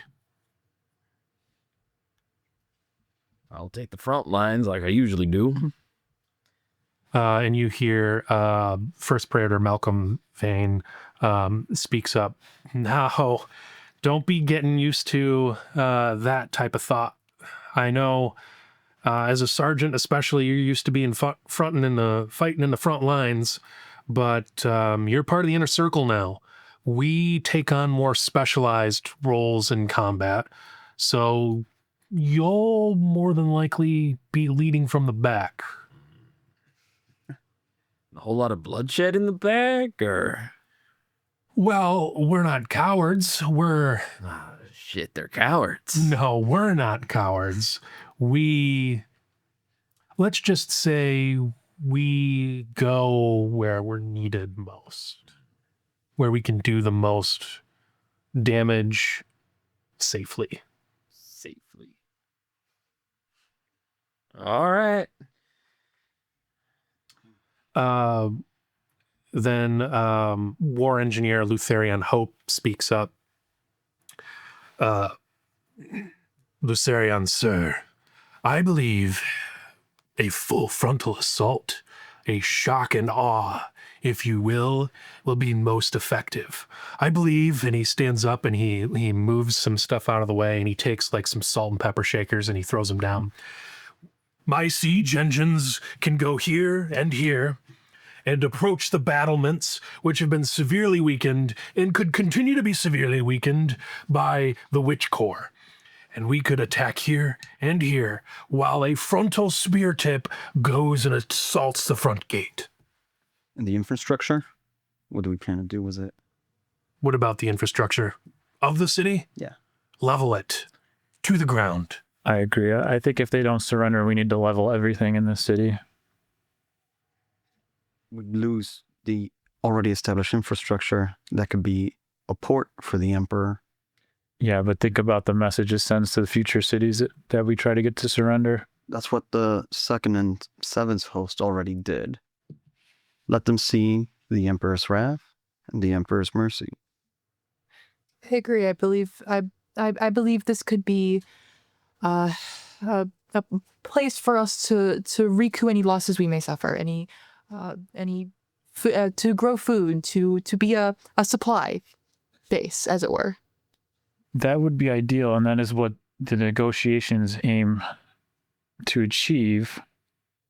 If they are willing to accept the Emperor's mercy, then they will accept that. But if they refuse, then we need to send a message to any other city that may refuse the Emperor's mercy, and we need to level everything. I mean, again, I think the other hosts are already doing that for us. And we've already established this is a great infrastructure, like stronghold, that could be used for the Emperor. Theodore Kairos speaks up. I worry about heretical artifacts it left in the city. Burn them. That may require burning the entire city, Oro. We've got some strong units. They can... We'll smash them up. Exactly. Do they require a little more finesse? Yes. But, that's what we're here for, right? Amelin Coven speaks up. So Amelin, interestingly enough, she's a seraph, and her wings are translucent, folded on her back, and they kind of sparkle and shimmer in the light. Her eyes, when she's seeing, flip white And interestingly enough, when her eyes are white, they've got that like reptilian where the her eyes like. So you see that she has been seeing this entire time, and her eyes open, and she says, The choir sings. The choir is awake. The choir will not let the city fall. The choir will burn it to the ground before it allows us to capture it. It has been seen. The only way to save the city is to decapitate the choir. I propose that when Garrett leads his mission, the rest of you find the choir and kill its marshal. It has been seen. and her eyes like go back to normal. You have left me with a lot to think about. I will make my decision in the morning after we see if you are successful. And at that moment, I'm going to mark a stress, and you see one of the servers who is waiting there with the next meal sets it on the ground and turns and begins to walk away suspiciously. A spy is revealed, and he begins to run and attempt to flee the encampment. I'm dashing for him. Can't let that happen. It will take a short break, and then we'll return to deal with that. Do you want to give us money? I'm hoping the answer is yes. You should join our YouTube and Twitch membership. Whatever that's called, for exclusive emojis, early access to streams, and post-stream debrief exclusives. And also, eventually, maybe, we'll be able to move out of Tyler's basement. Hopefully.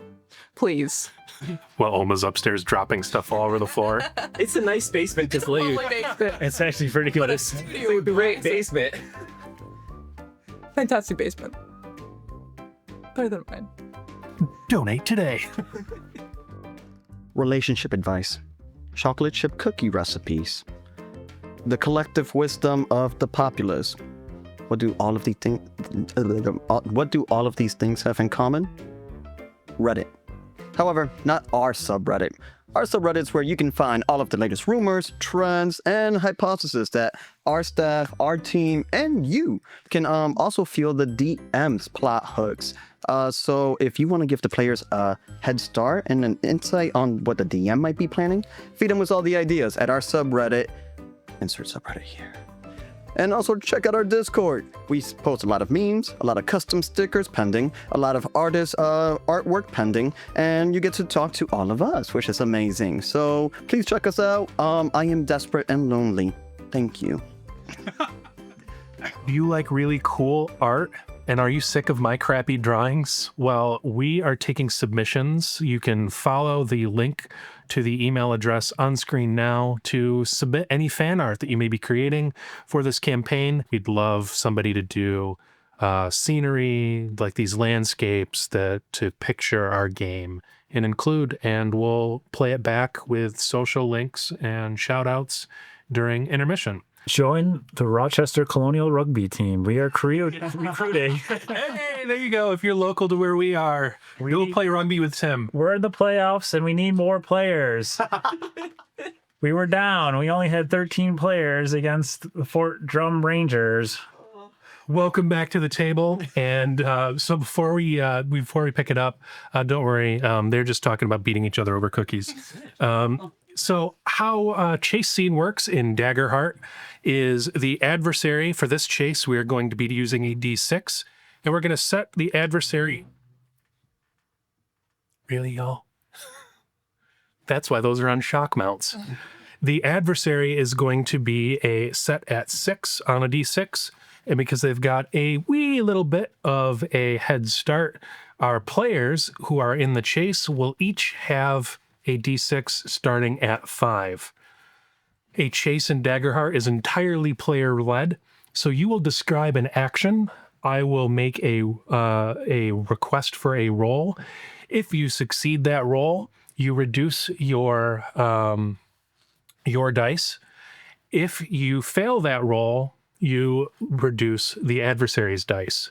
Whoever gets to 0 first wins the chase, and then what happens next happens next. For this, there is no... yeah, there is. Never mind. I lied. You can generate a whole bunch of fear for me if you want, but I only have 4 fear left. Huh. However, the adversary does not make any actions unless I were to stop him and then go to try to attack you or something. Mm-hmm. So, without further ado, who would like to make the first move? How are they within far range?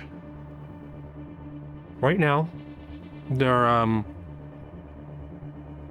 far is what the D6 is going to represent. Can I use Mystic Tether? So make a spell cast roll against a target within far range. And on success, they are temporarily restrained and mark a stress. Sure. Yeah. We might not have it. Going right to the yep zap. I mean, if we want to stop them, we'll stop them, right?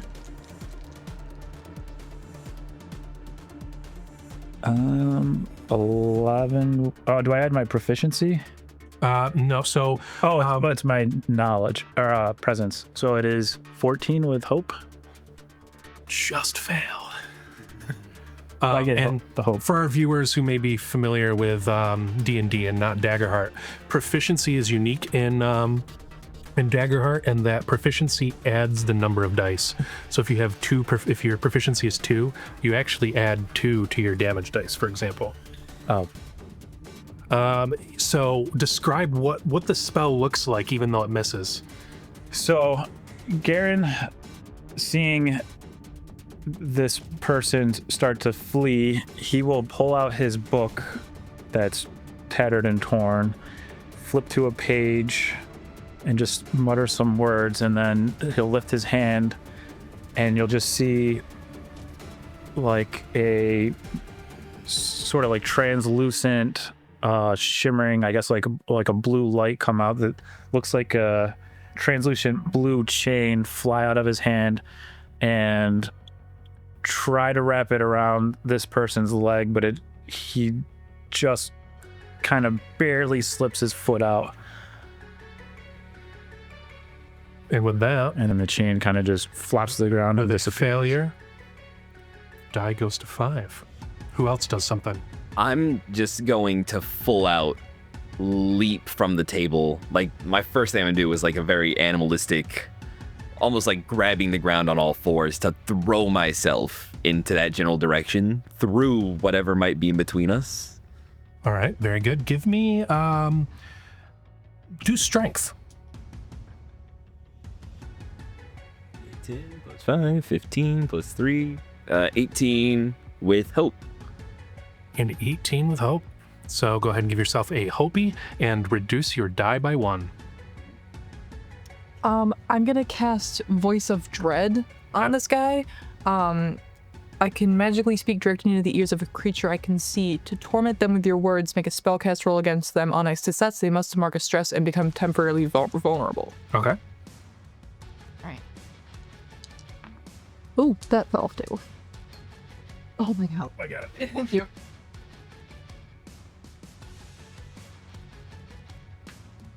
Oh, Not quite. Okay. Retry. Oh. That would be a I can do math. 8 with hope. that is a miss. All right, so Down to 4. Cassie stands up while this guy's still on the island, tries to like swirl her hands around, and nothing quite happens. I'm gonna continue sprinting. Sure. Yeah. For a it's gonna be sprint, pretty we're going to do agility. All right.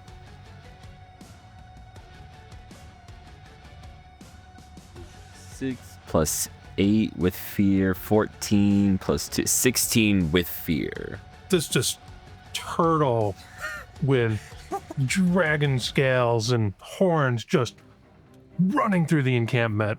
What's happening? Like, describe this. So it's a very messy run, but it is fast. It's not necessarily that he is graceful, but he is strong enough to sort of throw his body in the direction it needs to go, sort of like a gorilla almost in fashion. Things that are like next to him are like flying. Chairs are sort of moving out of the way as he like approaches them. And you reduced your dice by 1? Yep. Very good. What else happens here? Anybody else? All right. I let them do it. After seeing a couple of misses, I chug my drink and get up. I'm gonna cast corrosive missile at him. So I Okay. take the quarterstaff that's in the gourd and launch a corrosive bubble in his direction. And that's 12 with fear. That is a mess. But wait, I'm gonna use 3 hope. My armor, I can use armor slots and replace it with hope. So I'm gonna spend 1 hope and then 2 armor slots and make that a success with fear. Very good. All right. Well, so describe this, and importantly here, describe your spell casting, your unique spell casting, and how that works.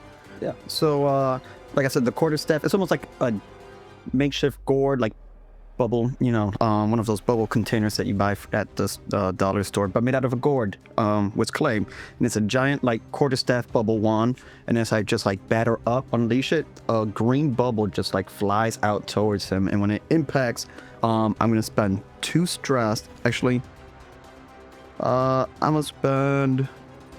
Yeah, I'll spend 2 stress to reduce his difficulty by 1 permanently. Very good. And that's also... Oh, wait, no damage, right? So no damage. For this, reduce your chase die by 2. Oh.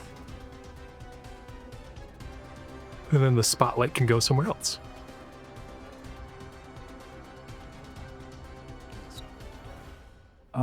Yeah, Garen will try to run after him now, so he'll also try to catch up to Sergeant Cole and...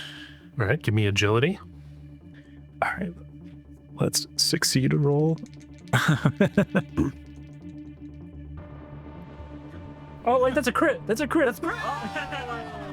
Double ones, baby. The guys. You saw, let me guess, you saw the one and went D&D? Shit. Yes, I saw the one. I was like... So, Clear stress if you have one and gain a hope. nice. No stress currently. Got a hope. So I'm just sprinting up to try to catch up. Lagging a little bit behind. You know it. what? For a Here to critical, pat for you. reduce it by 2. Ooh. Nice. So I'm down to 3 now. All right, who's up next? I'm still just on. Give me agility. 10, 12 with hope. That's a failure.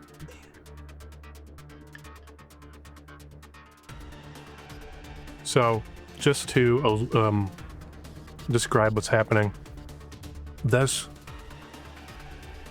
spy is nimble, and as he sprints away, it begins to make more sense how nimble he is when you see it is a fawn.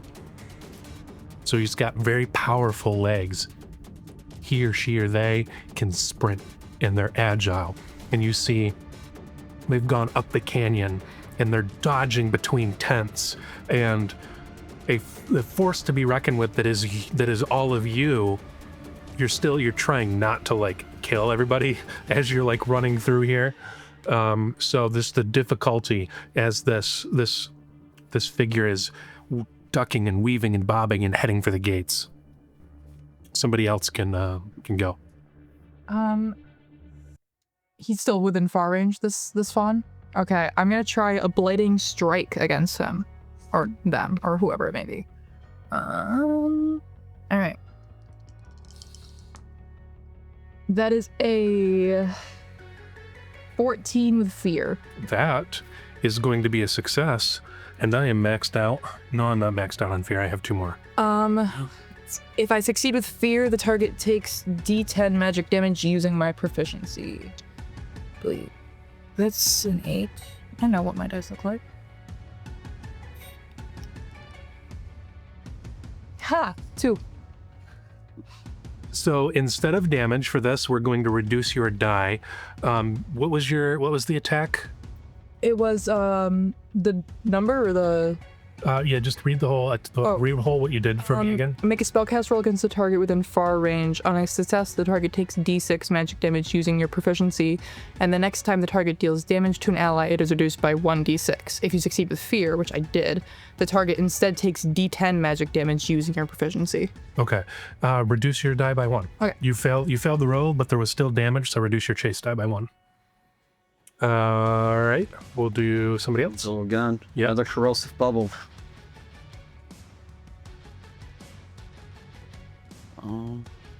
Big whammies. Oh, crit! And I'm gonna mark 2 more stress, reduce that challenge by 1 more. All right. So how many am I reducing my counter by? You crit. Do it by 2. What's your counter at? 1. We got 1 more. So you see Cole just like whoa, whoa, whoa, whoa, and you see just Oro just like Throwing bubbles, yeah. Court, you're in the way. And notably, one thing that's reflected on your character's sheets when you're doing magic, imagine like chromatic aberration is how it's like reflected physically. In addition to your uniqueness, like you're slinging bubbles. When you do so, everything visually gets kind of like this chromatic aberration as like a manifestation of magical energy. All right, who's next? I'm still dashing. I'll go through the tents at a certain point if I think. I figured you run through sub. Yeah. Give me advantage on that. Your next roll will be with advantage. Advantage for Daggerheart is 1d6 added to the roll. Cool. That's good.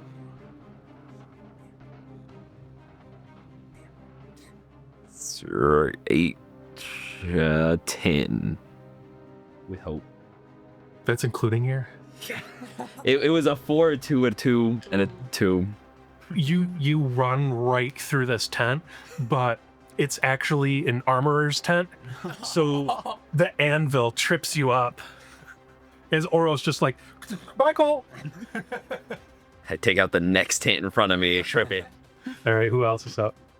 If we're running through camps, Garen wants to command people to arrest this person. That's gonna be that'll be with disadvantage. It's dark. People are sleeping. But if you succeed, they'll still count. I'll take the risk. And I'm gonna use Voice of the Emperor experience to give me +2. That work?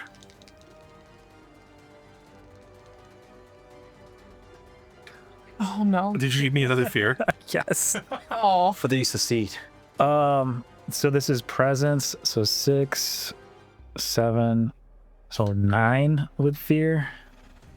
No. And what's his counter at? 1.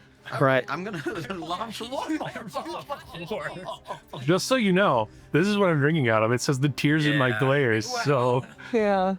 I cannot roll well. you're my fear person here. You, I'm still be on 4 fear. It'd be nice if I at least succeeded to use it in these. I know what's coming. This is gonna be so fun. It's so over. Negotiations are not gonna go well. Please. I'm trying. One more corrosive bubble. Yeah, I'm just gonna let you know your DC is 13. Even with the minus Yes, 2? yeah, it was 15 minus 2, so you're on your 13. Okay. You know what? I'll give you advantage. You don't gotta tempt me twice. Hold up. That's 6, 9. That's 13. Wait, what am I adding to? Beat or beat? Wait, what? What am I adding to that? Oh, that's agility. I have not been adding agility this whole time. Regardless, that's 13 plus 2, 15. So when you catch up to this guy, you're now at very close range. Everybody else is going to start this at far. So with that being said, I've got fear to use. So I'm going to spend fear to interrupt. And as you catch up to this guy, he spins around, dagger in hand, and he goes for your neck. And He does. If he succeeds, he takes minus his d6 because of the blighting strike cool. on the damage. So minus Void d6. 1.5. Change that to half damage. Oh, is it? Because I also I have think Blighted you're right. Strike. You might be right. Blighted Strike. If you succeed with, and the next time the target deals damage to an ally, it is reduced by half. Yes, thank you. Shit. All right, so that is going to be an 8. After the reduction? It's the damage that gets reduced. Yeah, but that's what I'm asking. Is that after the... No, this is just the attack roll. Oh, the attack roll. Does not hit. Okay, so you go to grab this guy. He sees it's over. He goes and he spins, dagger to the neck, and you're like, "Doo-doo-doo-doo-doo." Like the Mexican music, like the Western doo-doo, just plays out of nowhere. You can go. He does not have relentless, so that's all I can do. Okay, so when he goes to stab, I want to like a bubble, so he stabs into the bubble. Yeah. I'm gonna. I don't want to mark a stress. I'm gonna go. I'm actually gonna hit him with another lightning strike.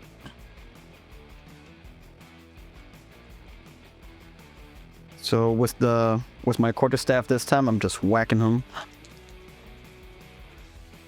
That's 7 plus 6. What's that? 13. Then plus my instinct is another plus 3, so 16. Yep, that's gonna hit. Difficulty's been lowered. And that is. Oh, I keep saying quarterstaff is a short staff. That's a D8 plus 4.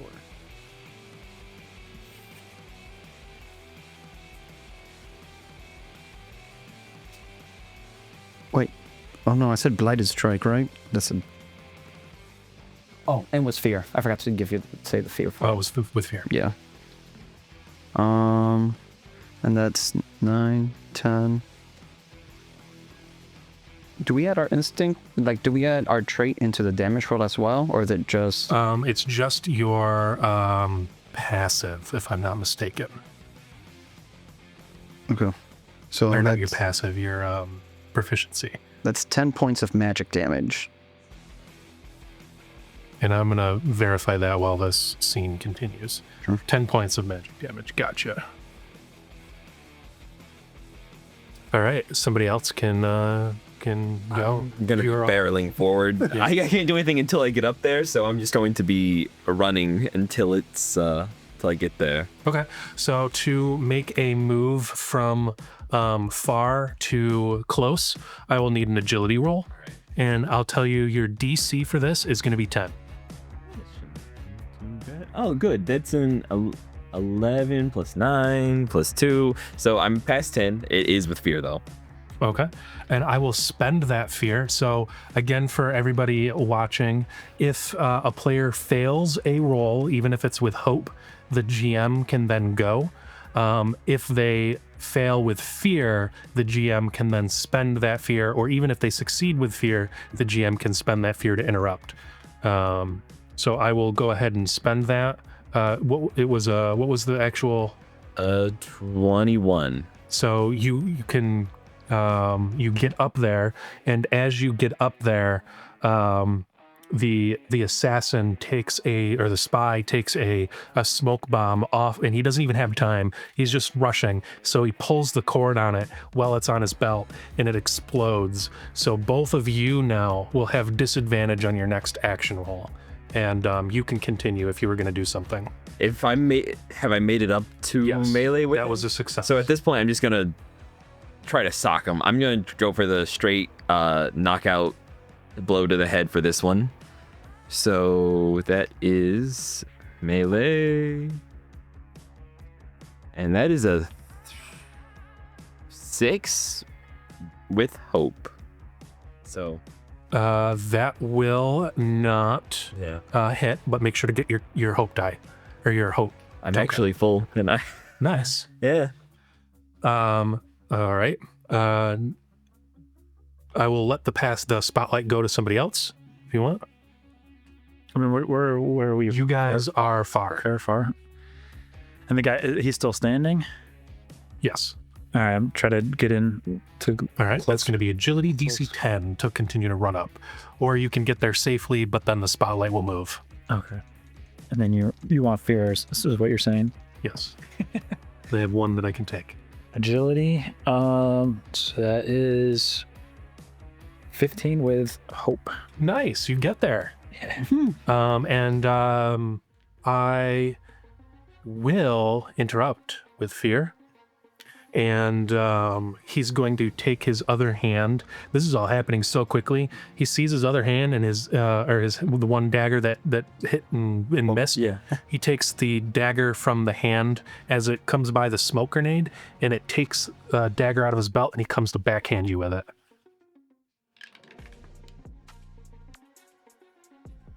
That is a 16. That hits. That is 10 physical damage. Cut in half, but either way, it's minor damage. And you will become vulnerable as you sense that the dagger was laced with some sort of poison. Ooh. Vulnerable, just so everybody knows, means attacks and things against you are at advantage. Can I go? You sure can. All right, I would like to terrify this guy. Ooh. So I make a spellcast roll against a target within far range with advantage. You said?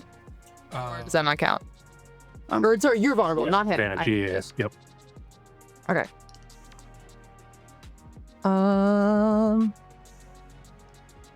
That's a 11.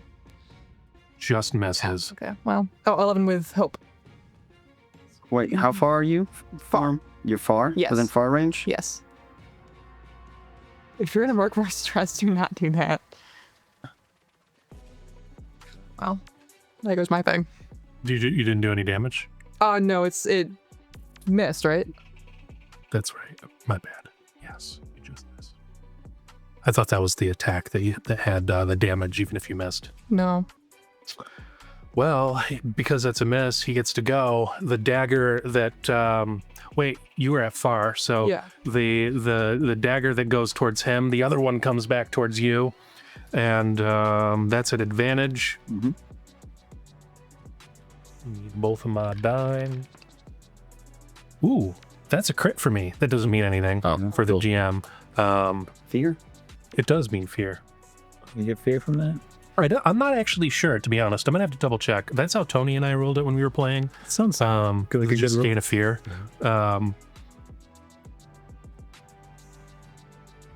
22, and then That hits.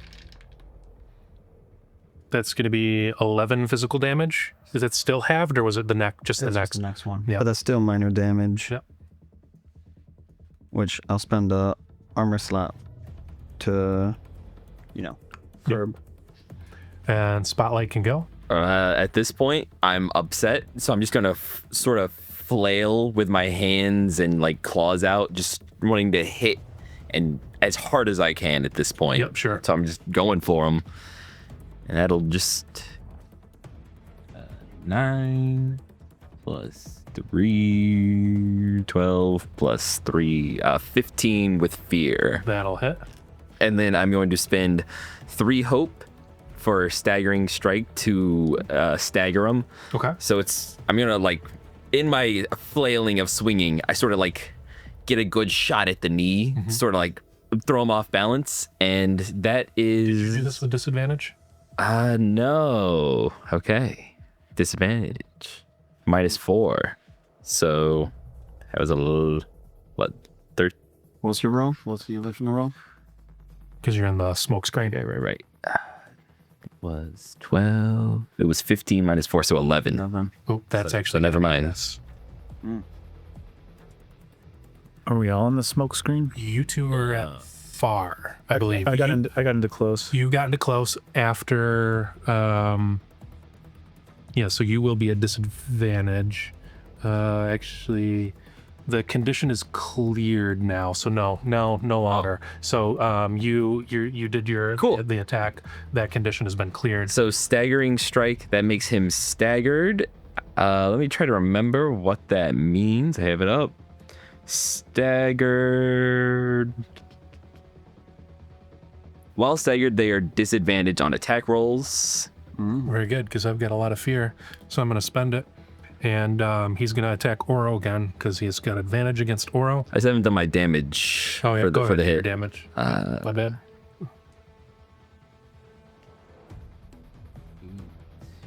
13 plus 3, 16. Never mind. With that, describe how you off this dude. Oh, great. So I'm in a blind rage at this point. I can barely see. I can feel that I get this hunk of meat of his leg, and I pull it straight down.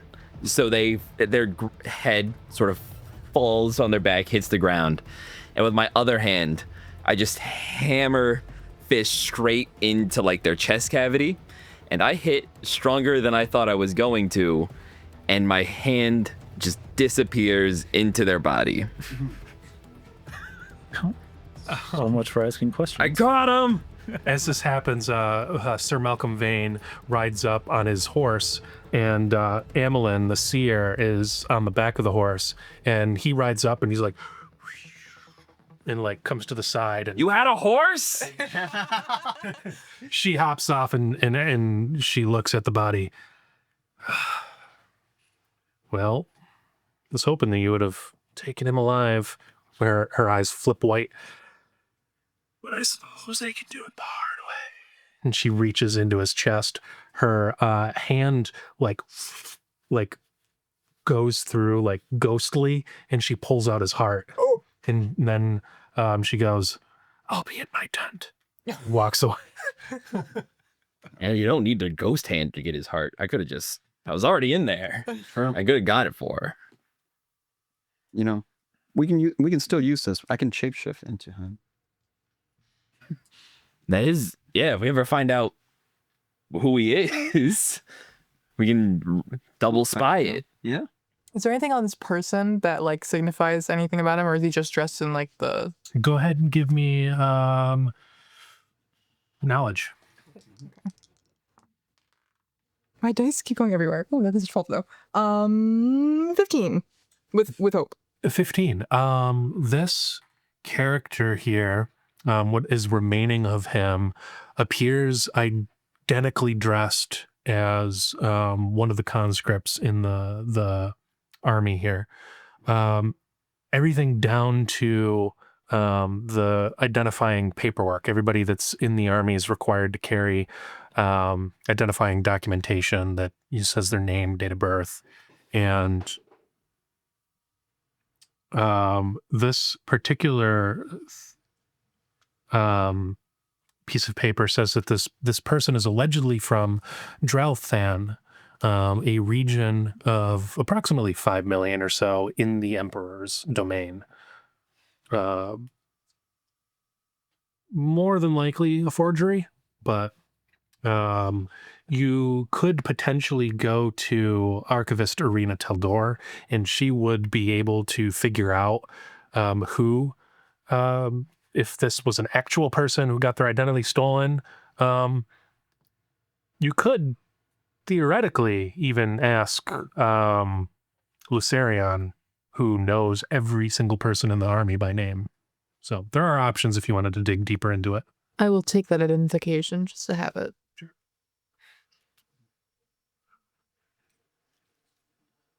So who was he? Just a normal conscript. Doesn't say anything crazy on here. But we can find out more from the archivist, I believe. Well, we could have found out more if someone hadn't killed him. Yeah, it's unfortunate. It is. Tried to stab him, though. Soldiers are beginning to circle. Sirs, ma'am, can we help with anything? Do you need anything? a drink. Clean this up. Of course, sir. Of course, Chaplain. And a couple of them begin to put the mess back together. A couple of them look at you, little funny, is like, you know where the mess hall is type of a funny, like maybe he got his head hit a little bit. They're talking to their lieutenant like that. Crazy work. Oro, that was good work. You basically stopped him by yourself and so heal a hit point with my inspirational words. So I want you, Garen, to make give me an instinct roll. DC 20. Oh God. I got you though. Worst case, if you can't do this.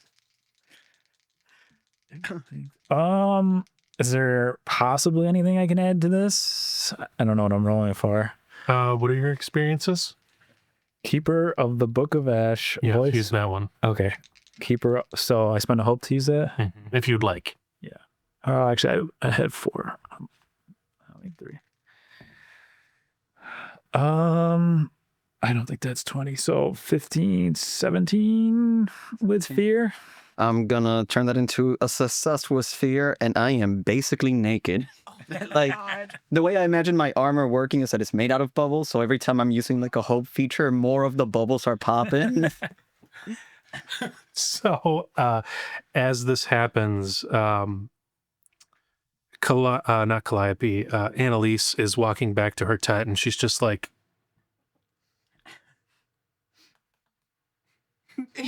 I'm accounted for. So your total roll is now? With the witch's charm, it turns into a success with fear. Okay, so success with fear. So much fear. At least he passed. Yeah, but look at that. It's full. Fear down. It's full. Leave it to Tim to, even when succeeding, give the DM fear.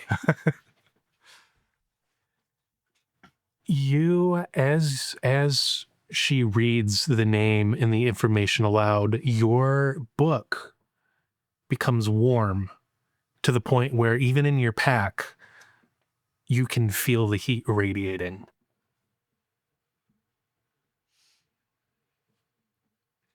What happens if I pull it out? You pull it out. You look through the pages. You go to the last page, and the name of this person and their last, basically, will and testament begins to write itself in your book, in your handwriting. Interesting. You're not writing it. What does it read? It reads, Volazandrel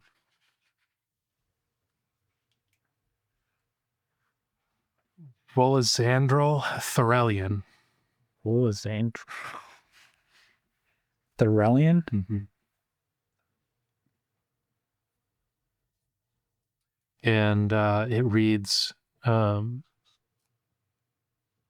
Infantry, 4th Host, an honored life worth living, a lived wife worth dying for. Assassinated by Oro Diamante, and then it tells the day, is in service of his duties to the Emperor of Mankind. Blood literally on my hand. And then you see the where it says Oro gets crossed out as if it was a mistake. You can Cole is written above it. And then initials, and it's an official correction by you. But you did not write any of this. That's odd.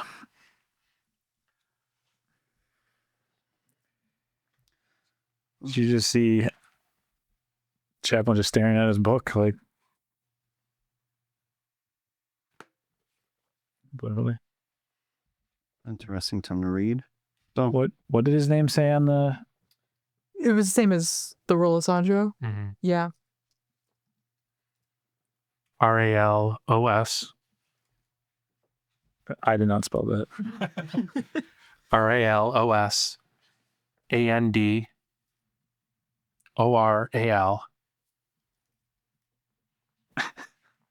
Last name Thullaeal.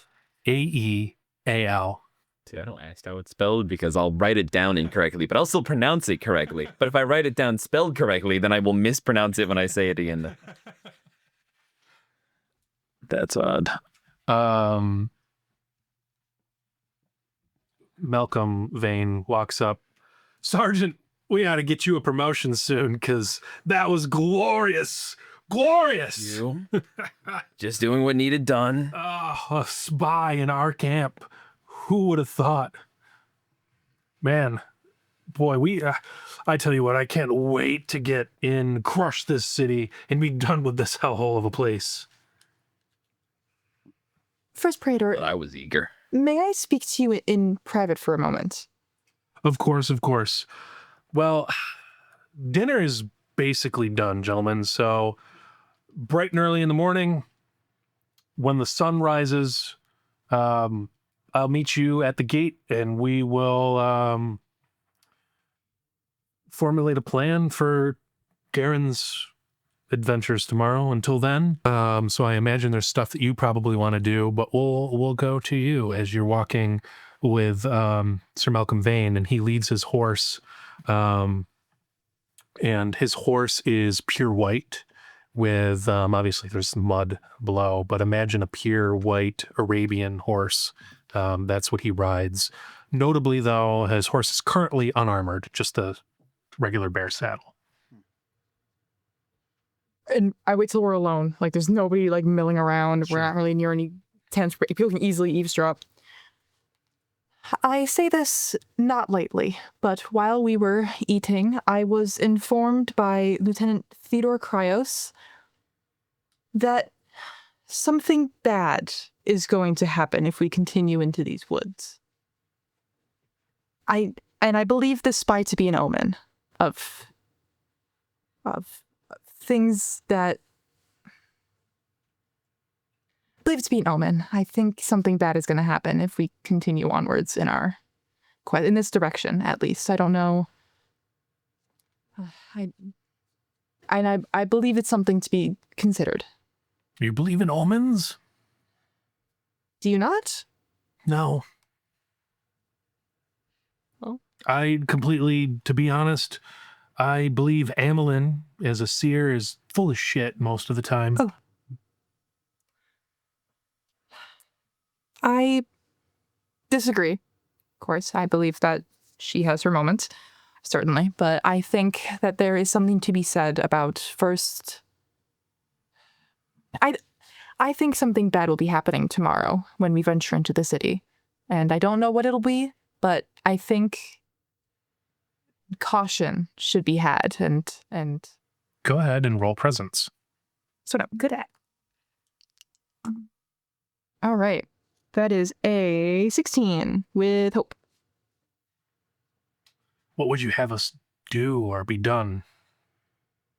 I think we should be prepared for tragedy. I think we should... There was talks of leveling the city earlier, and I think now that we know there was a spy, at least one, we don't know if there could be more. I think that we should be prepared if the moment negotiations go south, that we need to strike, and we need to strike quickly and hard. And what would that look like?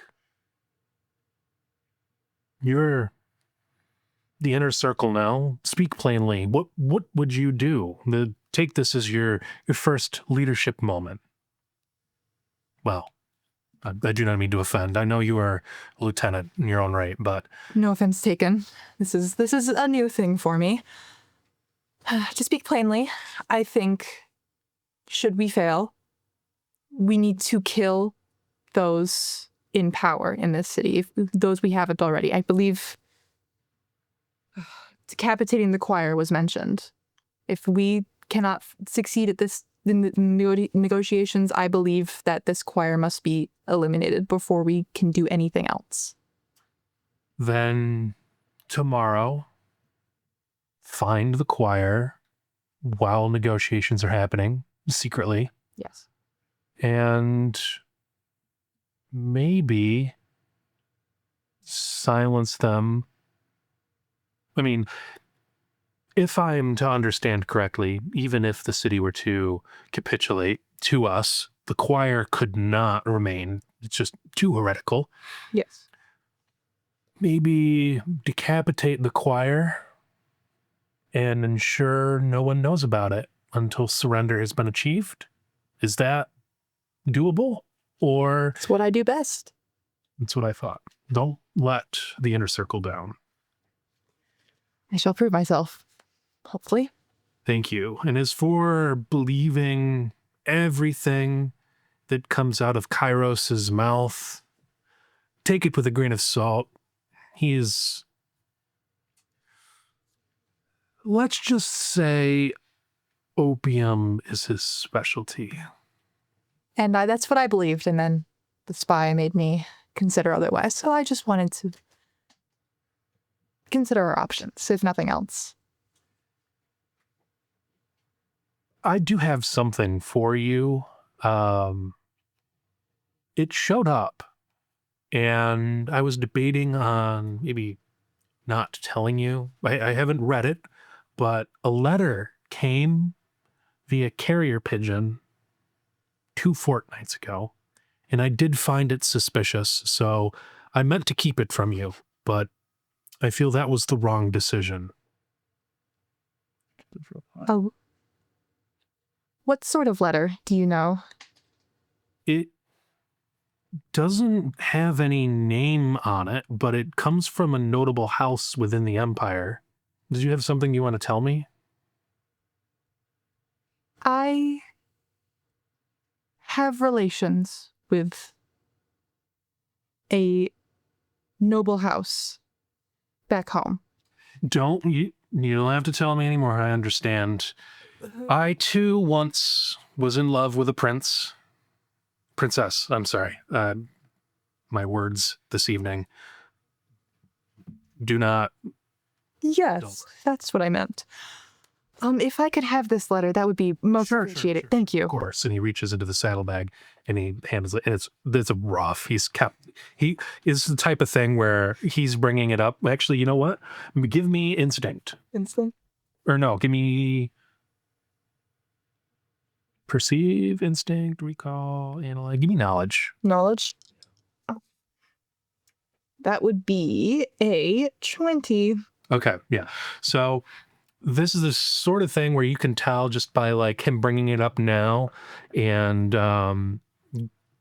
by the presentation of the letter where it was like he got this and his first thought was just like rumple it up like couldn't be bothered. Even though you were a lieutenant, maybe at the time he didn't realize you were going to be into the inner circle. Just couldn't be bothered for it. Why did it come to him? Whatever. Now he might see this as an opportunity to maybe you owe him one. Maybe if he can become friends with you, maybe he can have a mage, fellow warlock, maybe a friendship in there. Not entirely,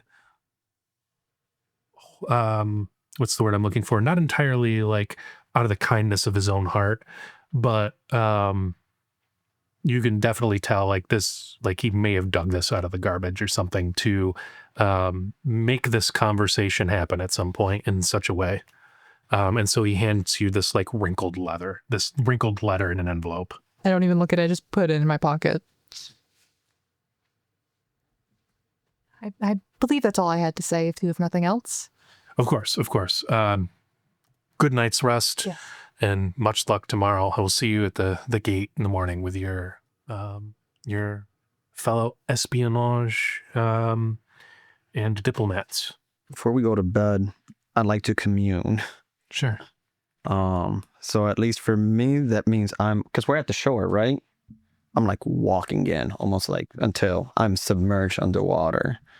And during that time, I can commune in a moment of calm with either an ancestor, deity, nature spirit, or otherworldly being, I'd like to commune with the spirit of the city.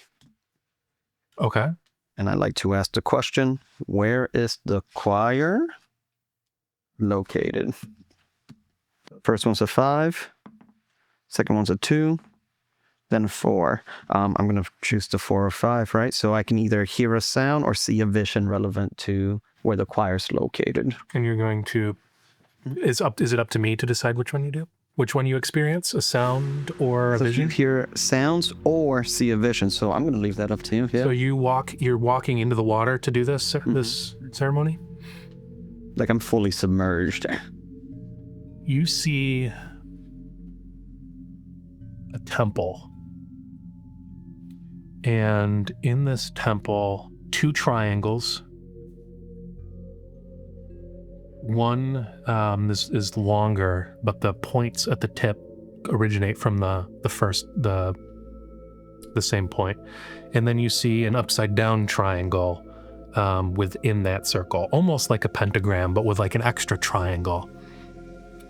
Outside is a circle, and there are 4 smaller circles, 3 kind of like conglomerate at the north end, and then there's 1 on the opposite end. And the circle glows red, and the words on the outside of the circle slowly spin. And as the words spin, your vision looks up, and you see a group. All of their heads are covered by cloaks, and you see that they surround and they sing. And you can't hear the words, but you see their vocal movements. And as they sing, blood drips from the shadows onto the floor. And as this blood drips onto the floor, it moves towards the circle, and it begins to fill in the words that are circling the circle. And it begins to pool and raise. So instead of light, just light, the blood fills it and it becomes like a 3-dimensional statue, for lack of a better words, but made of blood as it spins, and it's just slowly dripping from their eyes. You see a wall behind you, like a stone tower. You see the night sky above you. And in the center of the circle, you see a high priestess, I imagine, is what you would call it. And they wear a mask of many faces. 2 faces on the front at 45-degree angles, a big face on the back, and 2 faces on the side. And each face represents a different pantheon, it appears. Different gods of some sort. These gods aren't familiar to you. And the ground is made of sand. And it's raining in the same manner that it's raining now. I come out of the water, drenched, obviously, and also carrying still my heavy gourd. But yeah. I also want you to, you're going to make a check, and you're going to make an instinct reaction roll. Before that, I'm going to use my elf quick reactions to mark a stress and gain advantage on the roll. Okay. And in order to do this, I have to spend a fear.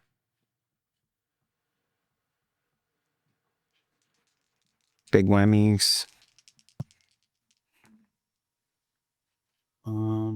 That's a 19 with fear so far. It's going to be 19 with fear plus 6, so 25 with fear. You hear this song. At first, you're like, okay, interesting. I shouldn't hear and see something.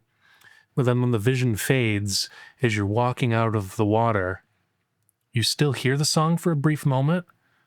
And then, there's a splash in the water behind you. And you, turn around, the song's gone, and you don't see anything, you could leave the water. Would I be able to like remember the melody behind it, essentially? Okay. Now question to the DM. Would this act be considered heresy? That's going to be a knowledge roll. Okay. Before I start snitching on myself.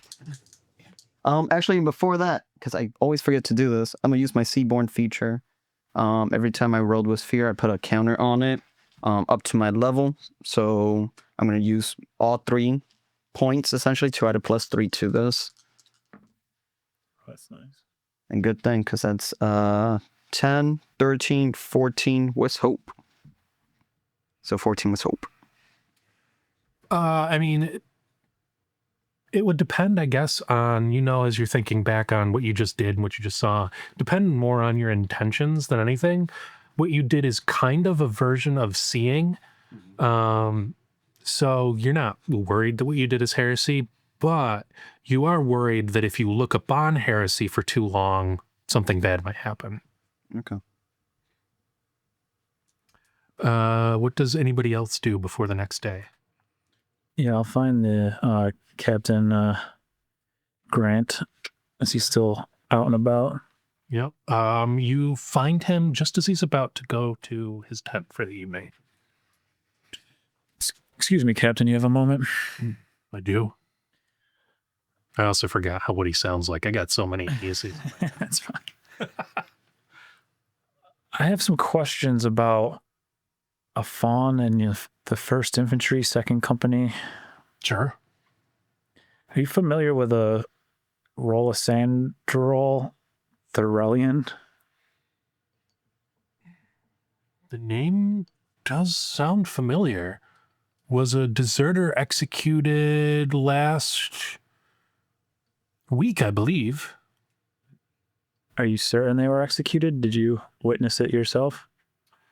Let me verify that. I do keep records of executions. Of course, I wasn't there personally. That would have been Warden to treat us. But come with me for a moment. I can look this up. And he goes and he digs through his some of his paperwork that he keeps in there. And yeah, right here. Last week. Executed for treason and cowardice in the face of battle. Why? What was this interest to you? Well, it seems that I'm sure you've heard of the spy business. Great job, by the way, you and the new initiates. Thank you, Captain. So it seems that the spy had Rolisandrol's ID. Funny enough, the spy was also a fawn. Any chance would you recognize what Rolisandrol looks like if you saw them? Perhaps. I can't say for certain. I have several thousand troops under me, but I may recognize the face, sure. Well, if you have a moment, could you identify the body? I know it's being cleaned up now. Sure. But it should still be. Of course, brother. Yeah, lead me to the body. Yeah, lead him.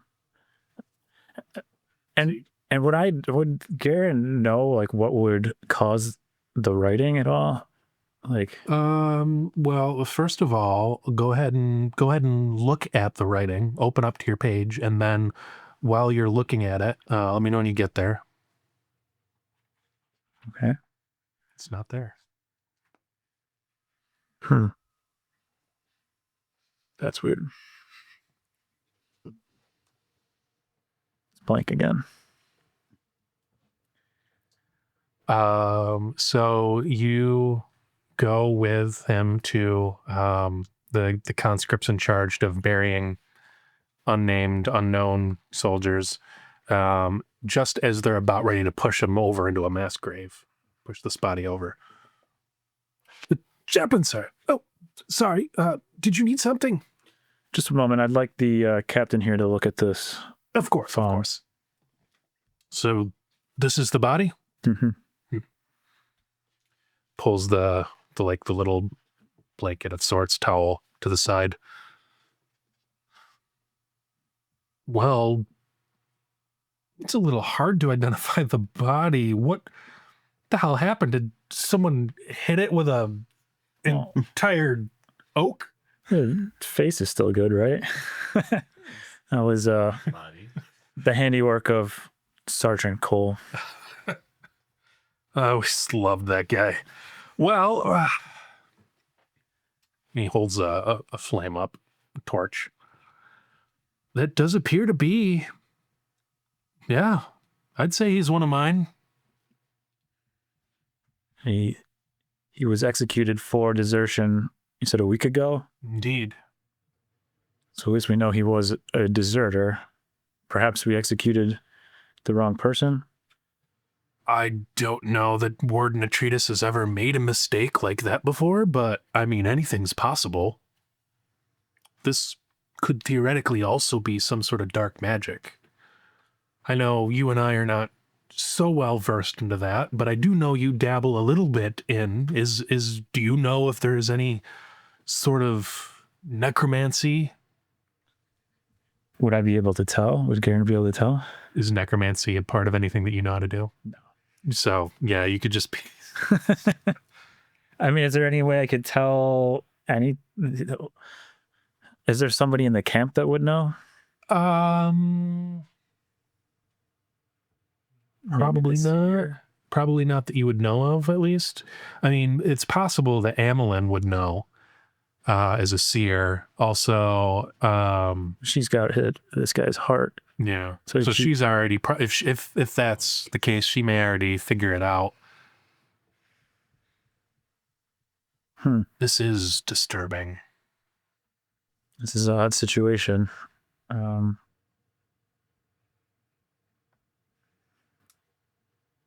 I don't know where we go from here. Well, if you want my advice, and I'm sure you don't, but my advice is to just carry on and do your duty tomorrow to the best of your ability and let the mages deal with this. Were you part of the first negotiations? No, it was Sir Malcolm escorted the civilians in.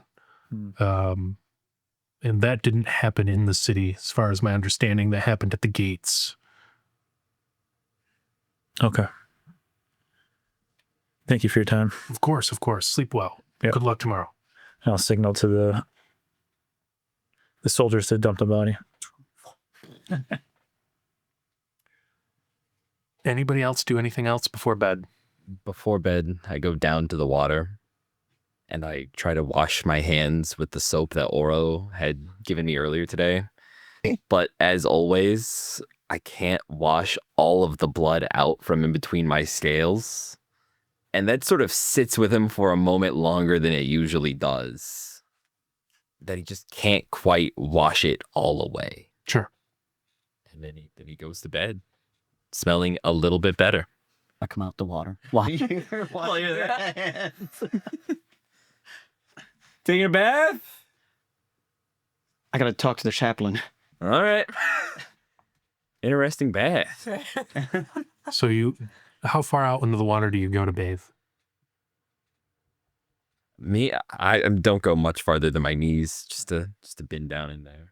Okay. It's pretty far. You're pretty tall. Yeah. Yeah, not very far from me, I guess. Are you doing anything with your letter before bed? I'm ignoring it right now. Very good.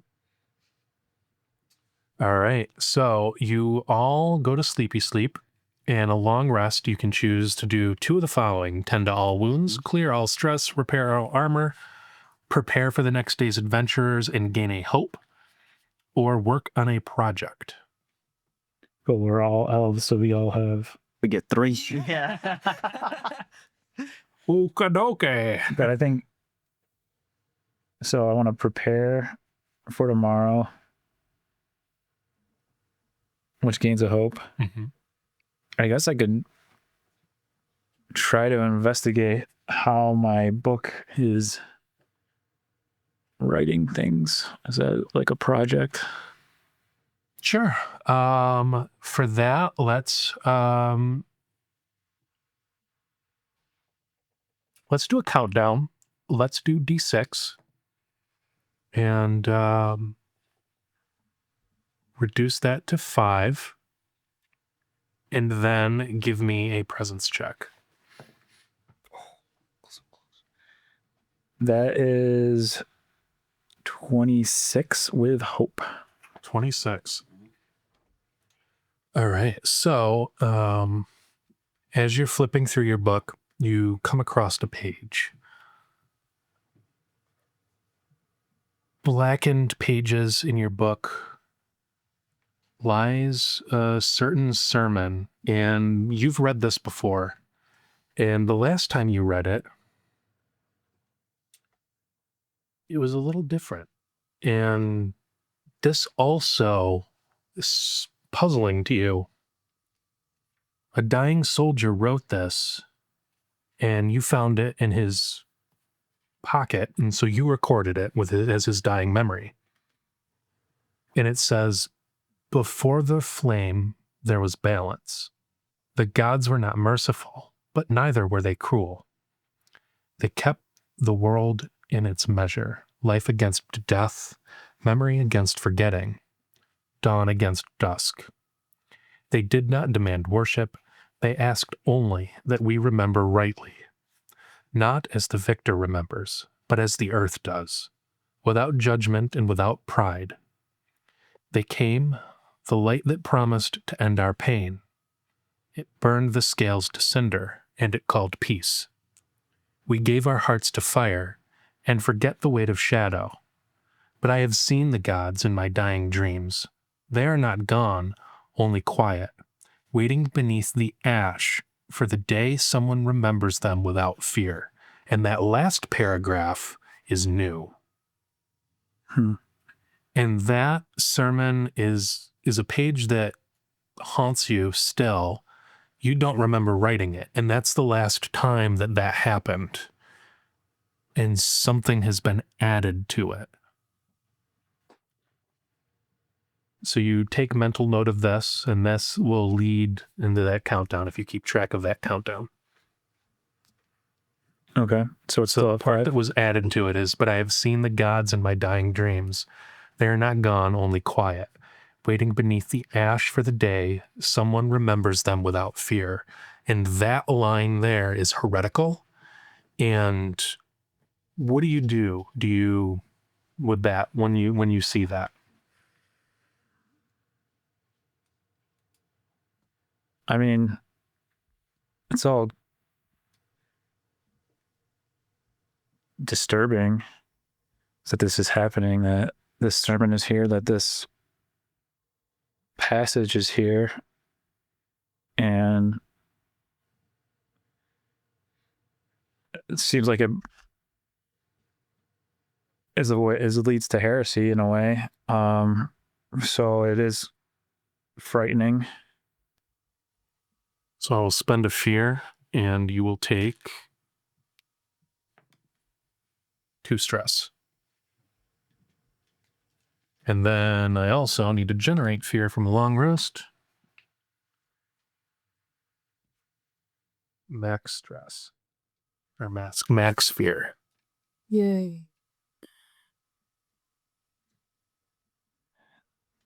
So I kind of just take note of the passage and think on it. But to the rest of your research, that page looks as fresh as it was at the beginning of the day, ready to record. Is Rolisandro, is that name back in? Is that still a blank page? It's a blank page, yep. On a different page, not that one, I will record Rolisandro's information into the book. Pretty much almost identical except for the oral part. Perfect. All right, so everybody else done your duties with... Are you prepping at all? I can. Are you? I have a lot of hope, so I don't need to, but if you want more, I can. I've got really nothing else to do. Well, up to you. I was just going to do armor, stress, and then I figured I do want to get this information out to someone And since the chappie is already kind of like tucked in for bed, and no offense, you're a wrecking ball, not really reconnaissance. I figured I'm a reader either. I'm not reading either. My knowledge is, but yeah. Sure, yeah. Okay. So here's everything I saw. And I can't remember most of it, but I remember most of what I wrote down. So now you know it too. Sweet. Okay. So we're looking for a temple between a marketplace and there's like a watchtower somewhere. And I hummed a tune, which I don't know what. Whatever it was. Yeah, Tyler didn't really sing it for me. You know, this could be your debut break as a. You'll have to wait till the stream to hear the tune. I do have a tune in mind. Okay. All right. Noted. Also, these masks, does that mean anything to you? And I described like the mask with the many faces and the different gods. Does it mean anything to me? Go ahead and give me like a 20 knowledge. Try. And I don't have enough hope to help Don't you. even worry about it. 18. No. No. It does not. Nope. How did you find this out? How about you mind the business that minds you? I can respect that. So, But it'll help us tomorrow. I will ask you though, what does your character experience knowing that this letter came from the House de Riviere? She's definitely staring at it. Like she takes it out of her bag and she does not opening it yet.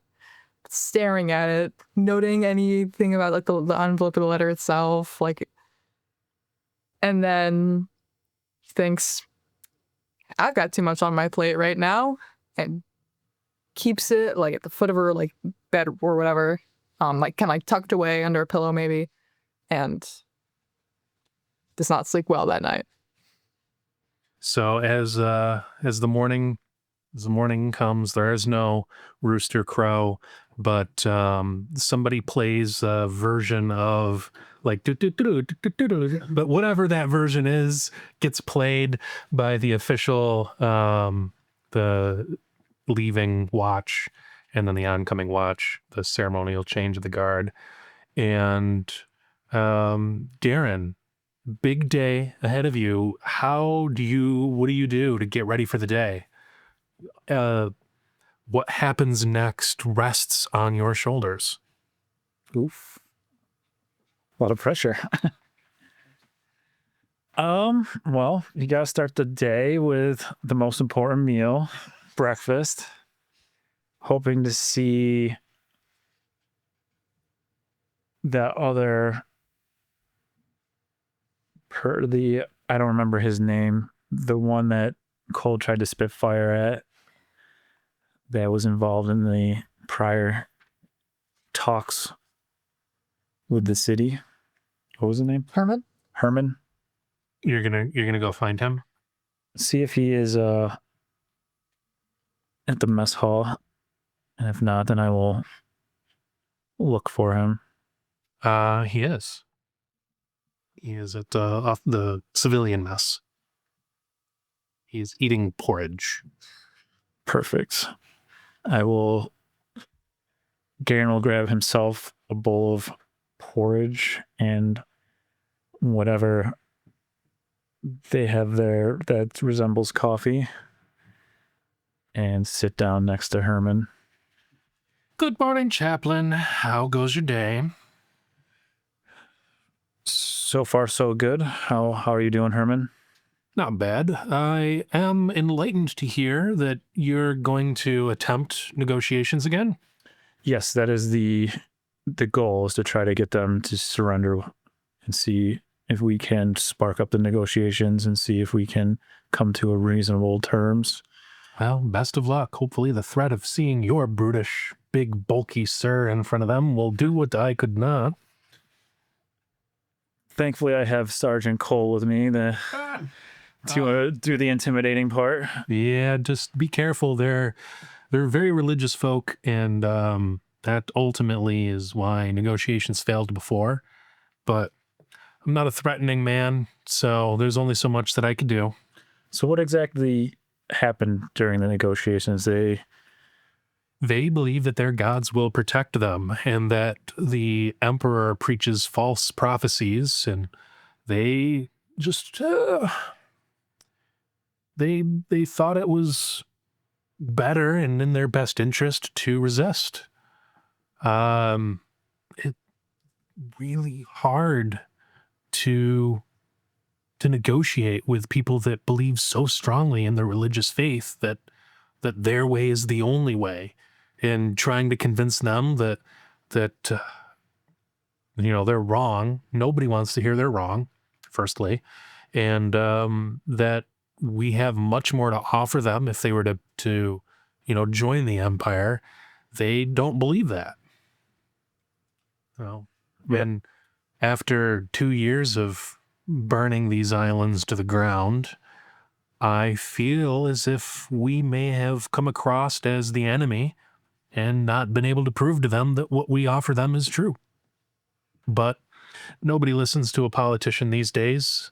Most days I feel like I'm just here out of obligation, to be honest with you. But I thought the word on the street was their gods were failing, that their prayers were unanswered, and they believe that that's because they have not fought back and they have not succeeded in ridding us from these lands, and so that they are being punished. So they believe if they resist that their gods will return. Correct. And their or gods have abandoned at the very least that allowing us to take their land is punishment, and that if they were to give up their city, that their gods would abandon them entirely. And what about the threat of their city being leveled entirely if they... Something, a martyr here, an example there, well, afterlife sprinkled in on top type of thing, I suppose. These are not, despite the seemingly fortified city itself, these are most certainly not warrior, like, what's the term? Well, warrior civilization. So they'll do their best to put up a resistance if need come, but it would be more akin to lighting an anthill on fire with explosive promethium than it would be fighting a bear, if you know what I mean. Do you believe that the negotiations could be successful? Truthfully, no. I don't believe that they could. Did they give any indication of anything that they would want in return for their surrender? The worship of their own deities, which you and I both know that can't happen. It's like the one thing we can't offer them. Precisely. And it was our hope, the inner circle believed, before you were a part of it, that by burning down the forest, that we would take power from their gods, and we would show them that, well, what would happen if they continued to resist. That worked for some of the other cities on the mainland continent. Some of the other cities that capitulated did so only after seeing the sheer destruction of some of the hosts. Some of the other hosts that specialize in more nightmarish methods have been able to accomplish way more with less destruction, but that is not the fourth host's way. So I fear really the only way that we could turn the city is promising something that we cannot give and slowly going back on our word. Unless somehow we can show them that their gods are false. That's one way. I truly believe the best way, the way that we cannot do, for it would lie us here for at least another year, is counter propaganda. And Lord knows soldiers are not meant for countering propaganda and long-term occupation. And but I do believe that given that amount of time into effort, we could sway them. It would start with allowing them to continue to worship while we show them the way of the Emperor, until, pardon me, that breakfast comes up a little harsh sometimes, especially when you couple it with a nice ale. But if we were to show them the blessings of the Emperor and be able to regenerate all that they've lost and then some, that they would shed their false gods. Do you think that Lucien would go for that deal? It sounds like it's a very long process. Almost certainly not. I don't mean to be negative. I do believe that you could succeed where others have failed, but you must go into these things knowing how challenging they are. But I suspect if anybody could do it, it would be a chaplain. So I'm a little jealous, if I don't say so myself. Well, I appreciate your encouragement Of course. and your advice. Of course. You are the closest to him, so I appreciate all that you've done to help me out in the past as well. So, best of luck to you. Thank you. Of course.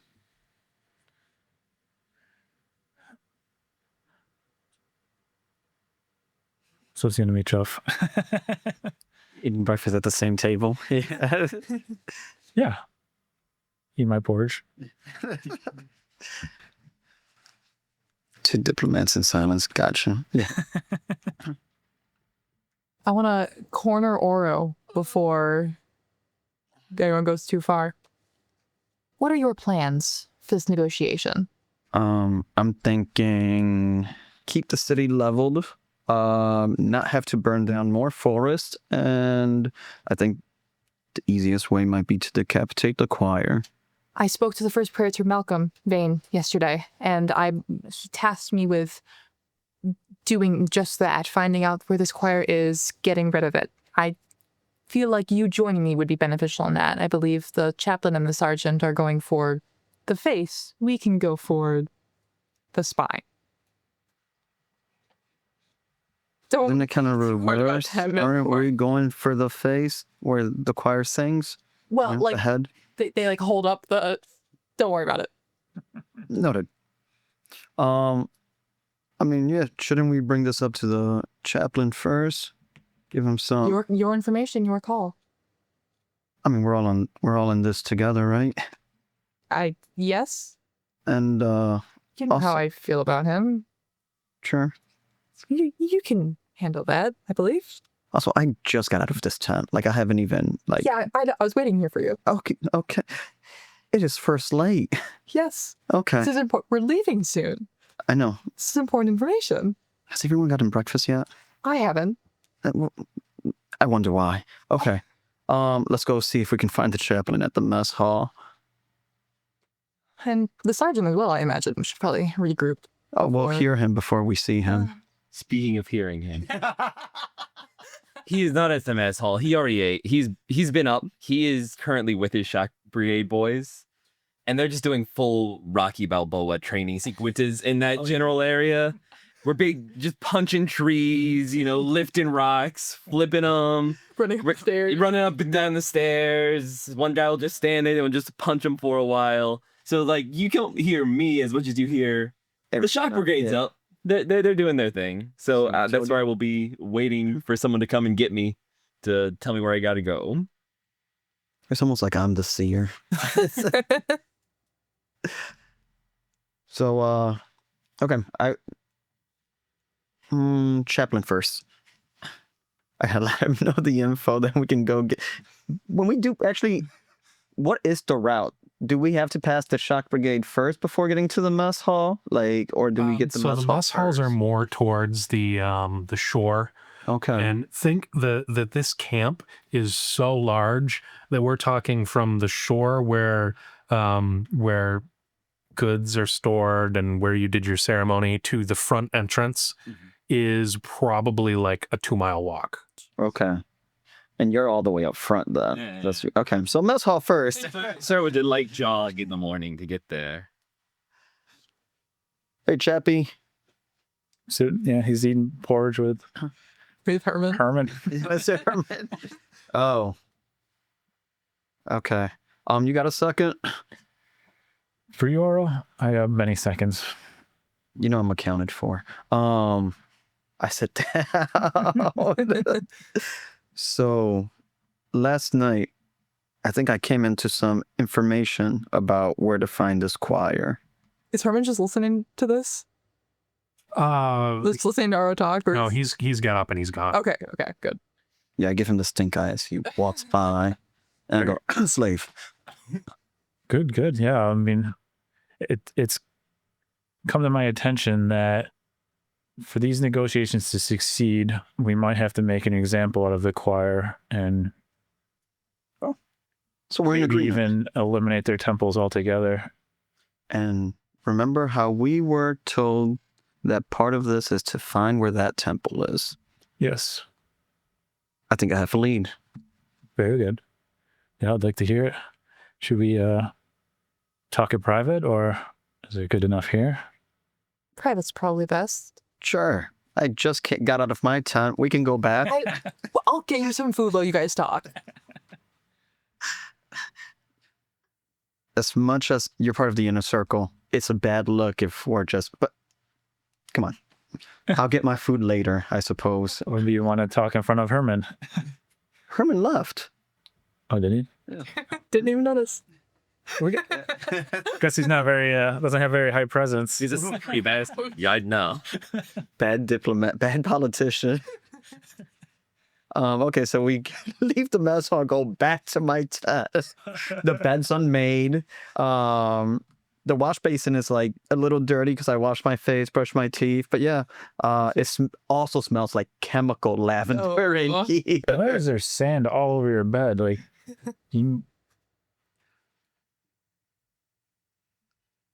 You're the chaplain. I'm not going to say the same thing I told Crass here.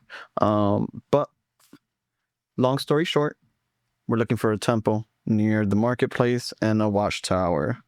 I list the details that the DM told me, the triangles, the circles, the spin, the, glowing, and the people singing. I also mentioned the mask of like the many faces. So yeah, that's the vision I got when trying to find out where this where the choir might be located. okay. So it's a very good lead. Yeah. So somehow, My thought was two of us handle that. We take out the choir while you and the sergeant do negotiations. can you take out the whole choir? We can take as the head. Just the two of you? You've got magic. Now you don't? I'm just wondering, do we need more people? Is that enough resources for you? The more people we add, the less stealthy we are, and I feel stealth is I can paramount. change. Very well. I did some asking last night about the Rollisandrol. Mhm. It seems that, according to Captain Grant, he was executed about a week ago by the warden. There may be some kind of foul magic, heretical magic afoot with this. And other gods were kind of on the quieter side. Well, it doesn't necessarily mean that the gods were involved if it was just magic. Could be. I don't know. Do you know anything about how they could do it? could be anything, honestly. Their magic is... We have the Emperor. Their magic is... All I'm saying is we burned their forests, we raised their surrounding areas to almost close to no resistance, and now magic starts to spring up. They could have had this magic for a while. You said it was like a blood statue, right? Do you think those two things are connected?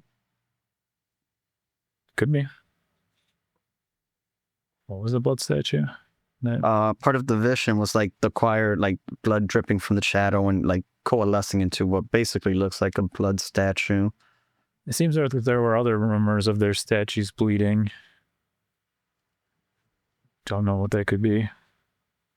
Heresy?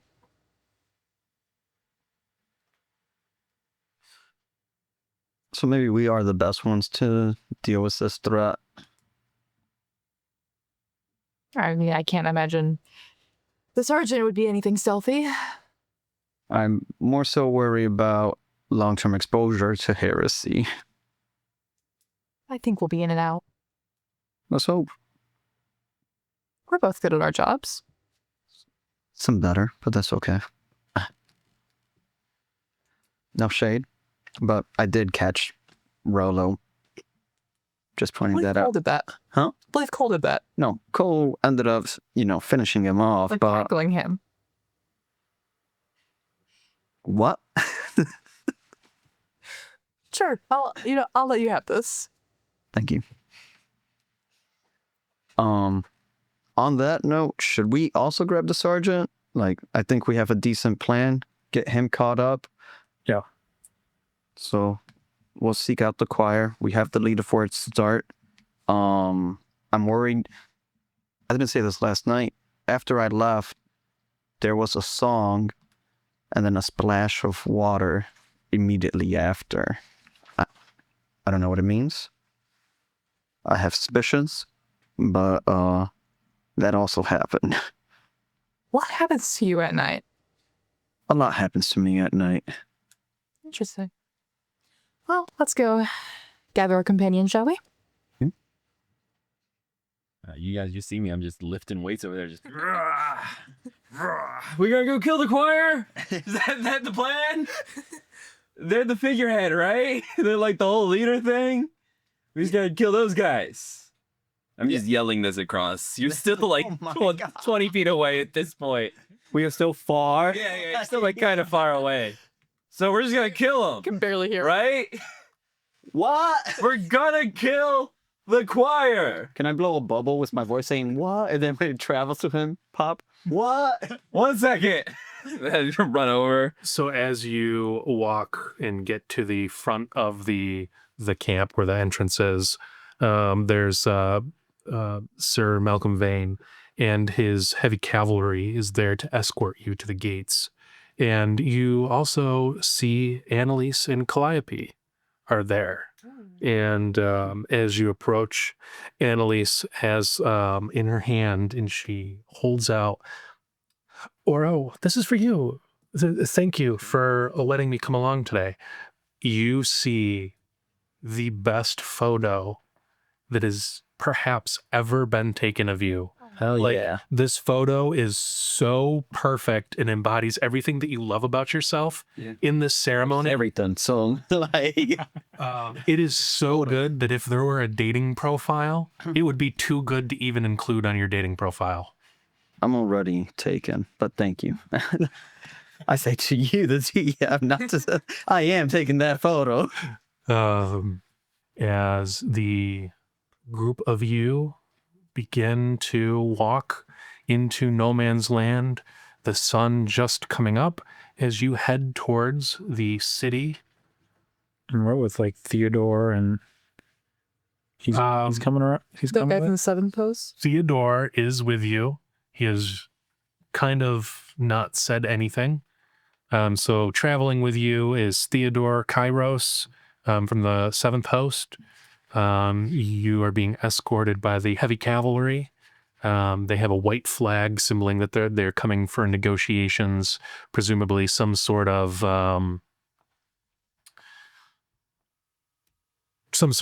like forewarning has been sent, and just Calliope and Annalise are coming with you as well. So we'll pick it up next time.